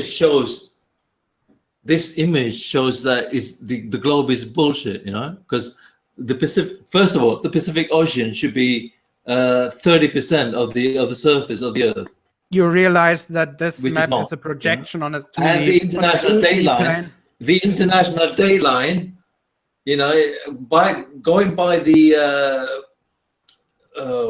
what was it called? the prime meridian, going by the prime meridian, it should be a fucking straight fucking line through that middle, you know? It's not. It's all skewed, like it's going left, right, and center. Because what they did, they condensed the ocean to a small area. Again, proving that the Earth is bigger. They're bigger than 24,948 in circumference. Oh God! Right. First of all, three things. This is another proof. This is another proof. You know, the heliocentric model is bullshit. Three things. First of all, the map that I'm showing right now. I've got more. But I've got more. If you're willing, please go to timeanddate.com. No, please. Stop, because you said a lot of stuff that we need to talk about first. We can go to timeanddate.com later. First of all, this map that we are showing right now is inflating the size of the land masses close to the poles. For example, as you can see, Greenland is about the size of Africa. If you go by the values that are given for the size of Greenland by Africa, you will see that Greenland is actually much, much smaller than Africa. All right? Do you understand that? This map, as you surely know. No. This is meant to be. No, this is meant to be. Understand. I do understand, but you're wrong. What I'm saying is, this is meant to be a realistic representation of the world. Do you want to see a realistic presentation of the world? Look at a globe, idiot. There it is, right here. This is the only presentation that you can get where all the shapes, all the directions, and all the relative sizes are correct. Any projection to a 2D surface of the map of the Earth is false in some way. Either the shapes are wrong, or the relative sizes are wrong, or, for example, in your avatar, the Kamchatka Peninsula in eastern Siberia is enormous compared to the actual size. That's right. The reason for that, the reason is because the Earth is bigger than what they say. They made it 24,948 because it has to correlate with the 24-hour cycle. Oh, that moron! No, that's not correct. My God! Just look the at sun. The sun is a simulation. The sun. This debunks the globe and the pizza pie model. Stop. The sun does not go around. Stop. Look at your avatar. The Earth does not go around the sun. No. Look at your avatar. Look at your avatar. The sun goes around the pizza pie model. Look at your avatar. Look at your avatar. Do you see that the size of Alaska in terms of length is about the same size as the rest of the United States? Do you see that?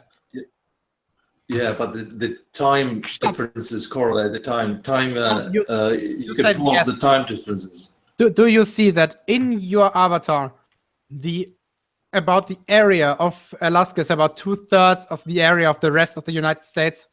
Like eyeballing it, approximately. Do you see that? Alaska is about 2/3 the size of the rest of the United States. Yeah, that map is also wrong because, like I said, correct. 70 to 30, the 70 to 30 ratio. You need to redraw the bloody atlas. You know, you need to redraw it. Is that if 70 to 30? If you actually take 70 to 30 ratio if you actually take a look at the relative sizes of different land masses, the only way that you can project them to be the right size relative to each other and the shape relative to each other, the right shape relative to each other, is to project them on the surface of the globe. Otherwise, you will make mistakes. Therefore, this is a nice, really nice. Stop again. You interrupted me again. You interrupted me again mid-argument. Therefore, this is one of the really nice arguments to show that the Earth is actually a globe, because this is the only one type of map that makes sense, that corresponds to your measurements. You can see that the Earth is a globe because whenever you're doing projections on 2D surfaces, you will be making geometric for fuck's sake, geometrical mistakes with the globe, you will not. Ding ding knockout. I don't think so, because it's all bullshit. I just proved to you, right? I just proved. I just proved to you that no, stop raping the word. Stop raping the word proved. Horatio, what does 70-30 ratio mean to you? I'm not Horatio. My name is Otavio. That's great. We could do, hey, how much fishing string would it take to measure this and we get this right? We need fishing string. 25,000 miles is enough. Tom says no. He needs more. Yeah, I'm saying no because they back engineered it because it has to correlate with the 24-hour cycle. Yeah, the Earth is bigger. Tom, it does. So what does that say? The Earth is bigger. What did it show? Tom, you realize that, for example, flight times. You realize flight times are approximately so when you know a distance, you can approximately calculate the flight time and vice versa, right? If you know how distant to airports are from each other, you can calculate the time it takes to fly from one to the other. Do you agree that that's the case? Yeah, all right. Yeah, normally it's in the Pacific. You know, they shrunk it. It's much bigger. What I'm saying is on the globe and on all the atlases, the Pacific is bigger, much bigger than what they show us. Bullshit. You understand? Bullshit. Moron. Right? So 24-hour cycles doesn't work on a globe. That is not correct. We see it every day. Yeah, because you don't understand, Horatio. It's fucking big. The Earth is big. It's projection. The sun is projected, right? No, the Pacific wrong. It proves that the sun is projected locally. For everyone. That is not correct. That's stupid. You realize it's not stupid because you don't understand it. You've been indoctrinated with the heliocentric model. You don't understand it. That's why you're saying that. You got cognitive dissonance. You can't. Tom, do you understand that the fact?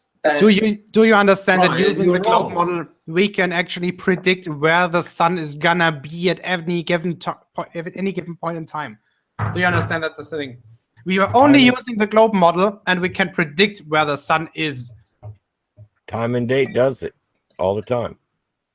All the time. I'm not saying that. For those who want to know, it's white wine now. So I emptied one bottle. I'm not talking about time and date. I'm saying the anomaly happens in the Pacific Ocean, that area of water that's been sorry.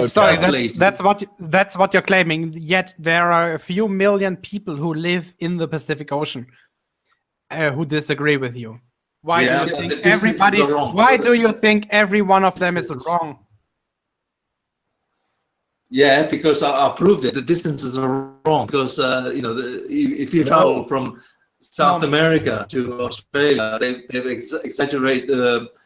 They're hiding the actual times that it takes from, for example, a ship, right, to go from South America to New Zealand or Australia. They're hiding it. Tom, you're doing it backwards. Tom. I have a really, really big roll of fishing string. How much would I need to get to the sun projection? How many miles of fishing string?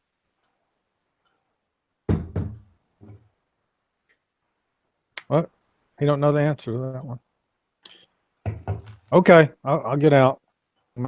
Fishing string. I guess that information is not included in his indoctrination. So do you guys understand? Do you guys understand the fact that all the landmass, right? If you squeeze it down and put it into the Pacific Ocean, it will fit inside the Pacific Ocean. Yeah. So what? Like Pangea. Right? So do you understand that? Agree.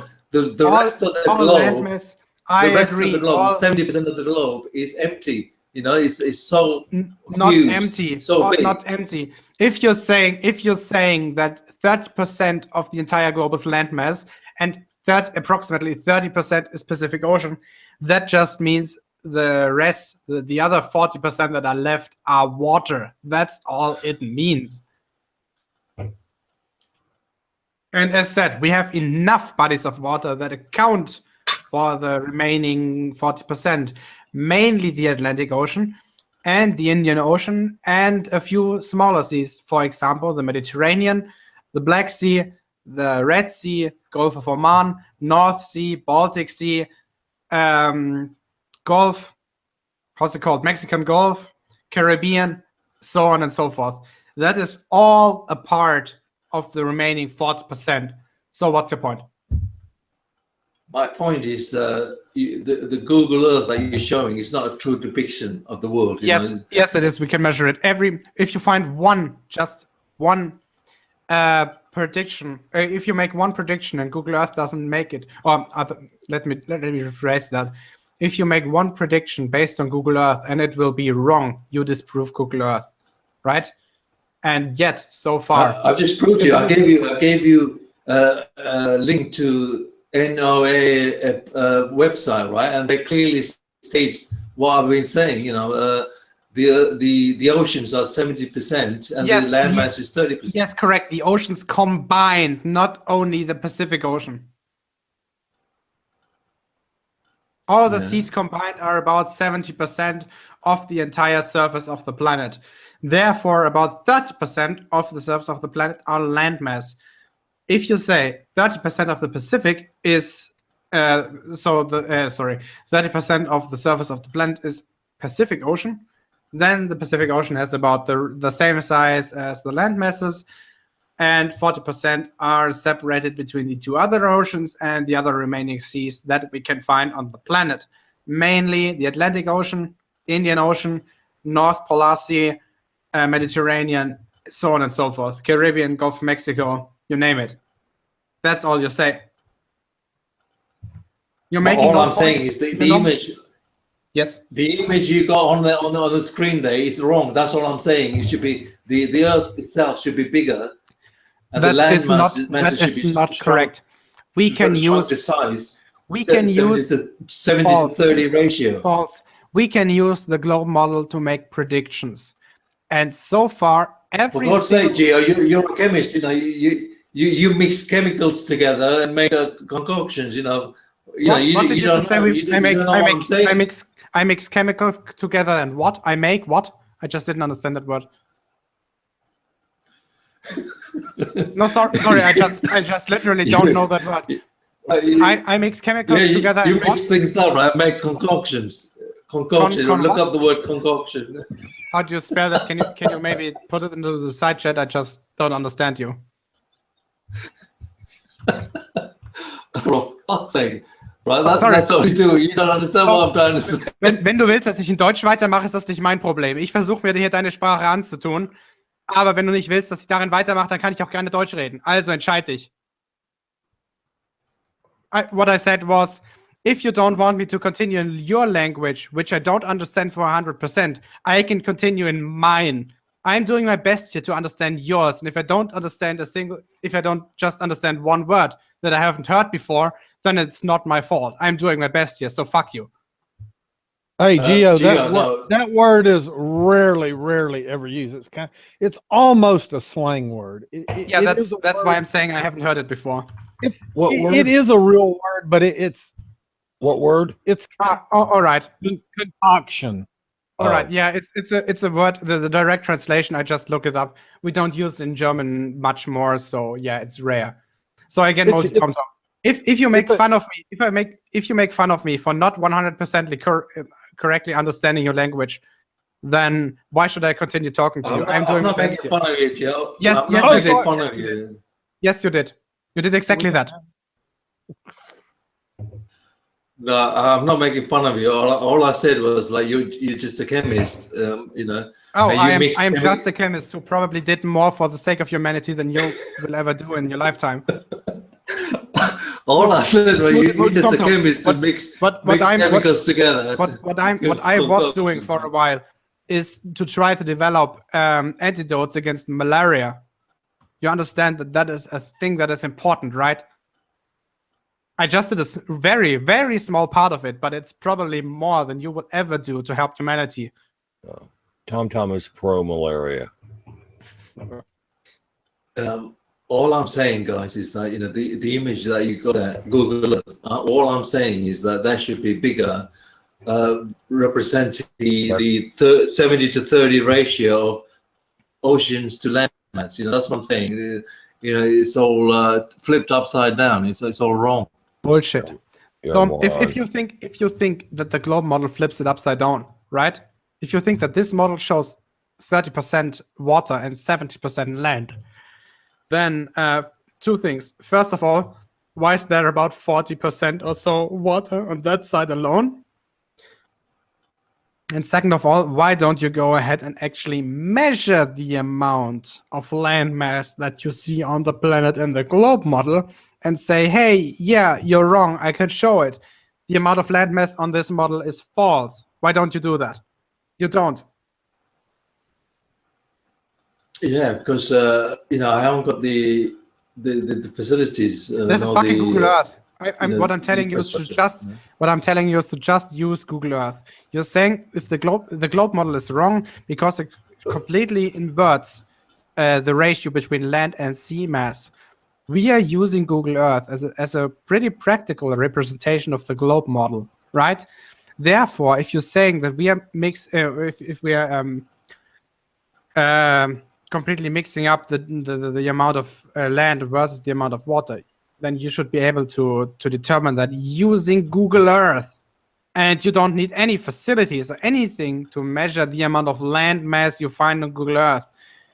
All the things you need is triangulation tools on Google Earth and probably a calculator. That's it. Well, as a flat earther, I can't accept Google Earth as yes, exactly. But what I'm saying, secondly, stop. Secondly, the flat Earth maps are also wrong. What we need a precise 70 to 30 ratio of ocean to land mass. No, this is not a precise. What you find is that the Earth is actually bigger than what they tell us.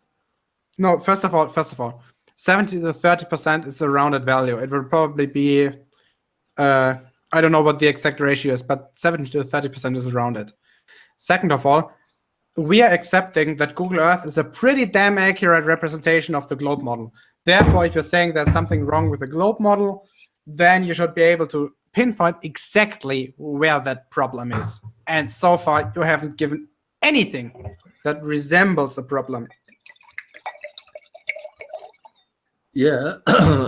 Again, you can fit 16 into the Pacific Ocean. Imagine that. Yes, and I can show this in Google Earth. Okay, right. I can show this in Google Earth. Just I'm not gonna zoom out. I'm not gonna zoom out and zoom in this. Okay.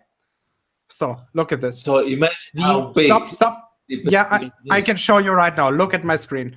So the size of the United States. Let's just say this is a rectangle. Okay. It pretty much is a rectangle. So about, sorry, I'm going to kilometers here. Where is it? So it's about, sorry, 4,100 kilometers by 2,000 kilometers, okay? So there's the Pacific Ocean. Let's go directly into the middle of the Pacific Ocean. Shit, I'm going to cough. Give me a second. I'm gonna mute myself. Just a second. Okay, well, while he's muted, have a holly jolly Christmas. It's the best time of the year. Okay, I'm back. Oh, by golly, have a holly jolly Christmas this year. Sorry, I had to do a commercial. Sorry. Okay, so you just said that the size of the United States is about a 16th of the size of the Pacific Ocean, okay? So let's do this. We had about 2,000 kilometers in one direction. 2,100, if I remember correctly. Yep. Times 4,100, so about that size, round about there. So let's just say this is a rectangle. I mean, I'm eyeballing this entire thing, but pretty close, I think.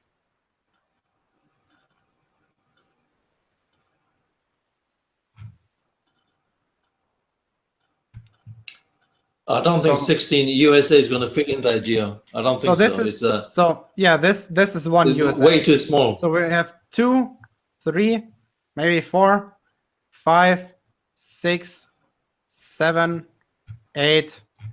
I don't know how this is counted, but 9, 10, 11, 12. Well, I can give you the precise dimensions if you want. Let me go and get it. Hold on. let me just look this up, okay? USA. So, United States of America, size. Where is it?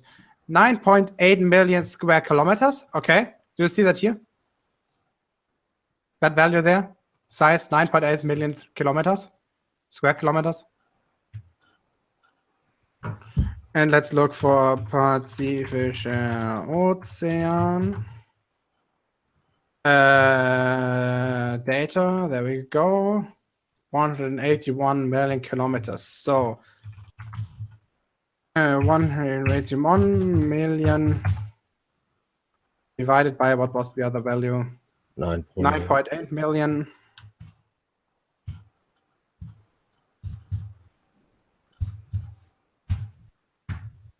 Actually, it's 18.5 times. And this is using the official values. So yeah, first of all, you're wrong. It's 18 times, not 16 times. And yes, the official measurement accounts for it. World Atlas.com. They got the landmass of the USA. So in square kilometers, you can do the math, right? Maps, time, politics. You use the countries. Use the figures from NOAA, right? Then use the figures from. Sorry. You linked me to this website. Stop. You linked me to this website. Therefore, we're gonna use the values of this website. United States of America. Size. Where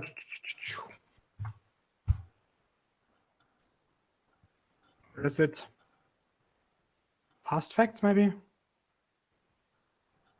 There we go. That looks maybe nice. It's 16 times bigger. Transform sizes. I just have to click this. And so, where do I find this?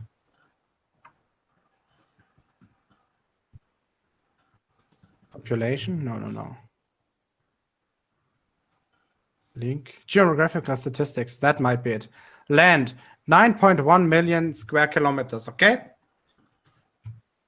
Yep. So again. So let's go to World Atlas again.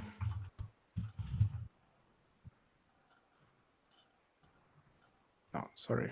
How's it called? WordAtlas.com. World. Here we go. So, Pacific. Oh shit. Pacific Ocean. What the heck is this? This is annoying. Oceans. Pacific Ocean. There we go. 165 million square kilometers. So we got 165 million divided by 9.9161. Oops, sorry. 9.9161.000. 18 times. So the official values pretty much end up correctly. What's your problem? Yeah, my problem is you proved that the Pacific Ocean is 18 times bigger than the landmass of the USA. Yeah, so that is correct. And I just eyeballed it using Google Earth, and it matches.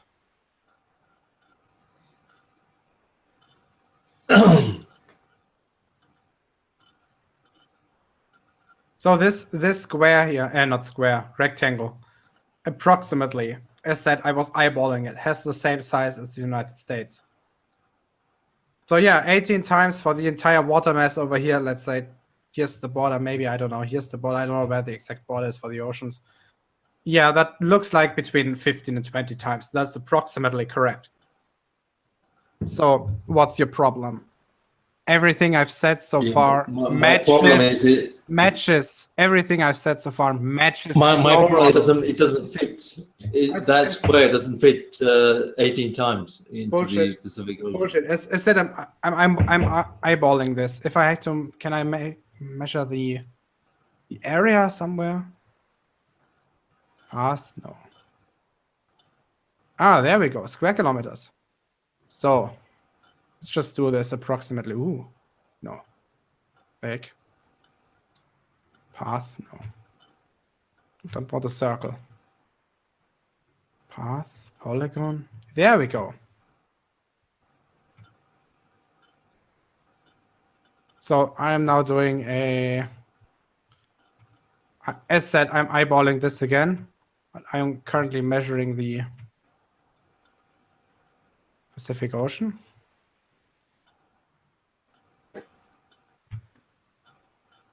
So here, just eyeballing it, I end up at 141 million square kilometers. So 141 million. Oh, sorry. Let's numlock over deactivate. 141 million divided by 1.8 million. I end up at 15.5. This is what's using eyeballing the data of Google Earth. And I end up with 15.5 instead of your claimed 16 and you officially claimed 18. This is pretty fucking close if you ask me. And if I did this more accurately, I would probably end up with the official figure. You won't be able to fit. You won't be able to fit those rectangles into the Pacific Ocean. There, what we showed. I already it's a lot did. of crap. The line tool. The line tool that I use. The line tool. Stop. The line tool that I used. I was using Google Earth only. I can put every single point on this map here. I can put it wherever I want to eyeball this. Don't you see this? Oh, I probably fucked it up right now. Maybe, I don't know. Well, don't eyeball it. You have to get the right dimensions. You know, you haven't got it. You haven't got it there. You know, you need to calculate the. I think it's 9 something of the landmass of the USA. So to you see, no. You claimed 16 before, not 9 times. You're changing 16, your value. 16. It's yes, 16 times. As you see, I'm currently trying to get this more accurately. And I'm now at 151 million. Oop, the fuck? It was not my whatever. Pretty fucking close. I'm now at 149 million.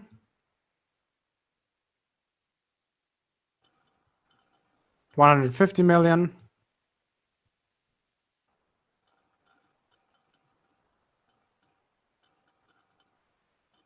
$454 million.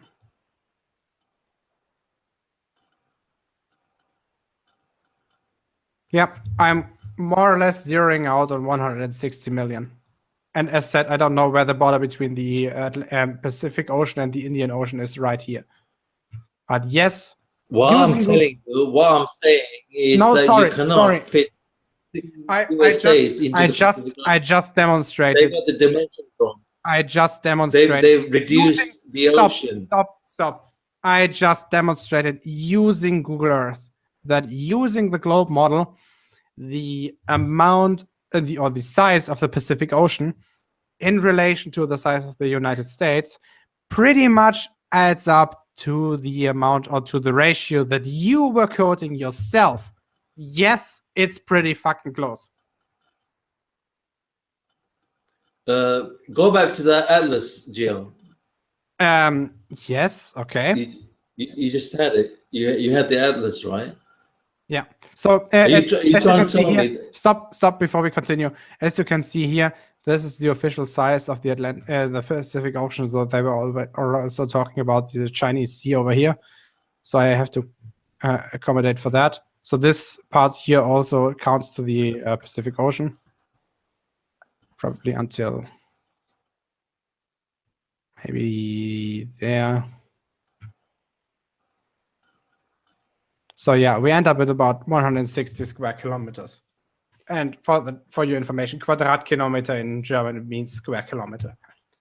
So yeah, as said, using the globe model, we end up with a figure that is pretty close to what you demand. Right. So it proves my point then. No, it exactly proves our point that the amount or the ratio between the size of the United States and the Pacific Ocean that we expect from the globe model ends up to what you showed the ratio should be. Are you blind, Gio? Are you going to tell me that 16, 18 of that rectangle is going to fit into the Pacific Ocean? That's exactly what I'm telling you. And I just measured it. I just used the fucking tools that we have available right now to show it to you. And yet you deny it. It's bollocks. The Earth is bigger than that. Didn't you just you didn't look at what I was doing, did you? You had no idea what I was doing. Yeah, I saw what you're doing, but that's not reality. Reality is that the ocean is 18 times bigger than the United States. Correct. So correct. You have to correct. And we showed that. Yes, and that was exactly what I was doing. I was using the 3D polygon feature. So what that does is I draw a line on the Earth, on the sphere model, okay? And it will show me the amount of area that polygon will take up. For comparison, this here is still approximately the size of the United States. And I was calculating the size of the entire Pacific Ocean. And yes, it pretty much adds up to the 18 times figure of the size of the United States. Our model fits the expectation or fits what you demanded it would have to. It does fit it. No one sniped you. We matched your challenge. We met your challenge. You demonstrably made us show that our model is correct. Why are you saying someone sniped you, Tom? You're still in the hangout, for fuck's sake. What? The hell is wrong with you? Because he's muted. I cannot unmute him. He said he was sniped. I'm calling bullshit on that one. Maybe he just muted himself accidentally. But let me just show this to you. I could mute him again. So Stummschalten means to mute somebody. Let me sorry, wrong picture. I cannot unmute him, therefore I did not mute him. He would have to unmute himself. Oh, he wants somebody to snipe him. Oh, for fuck's sake. Somebody snipe me. So MultiT0mt0m, you're actually admitting that you want to get out of here because you have no way anymore to defend your positions.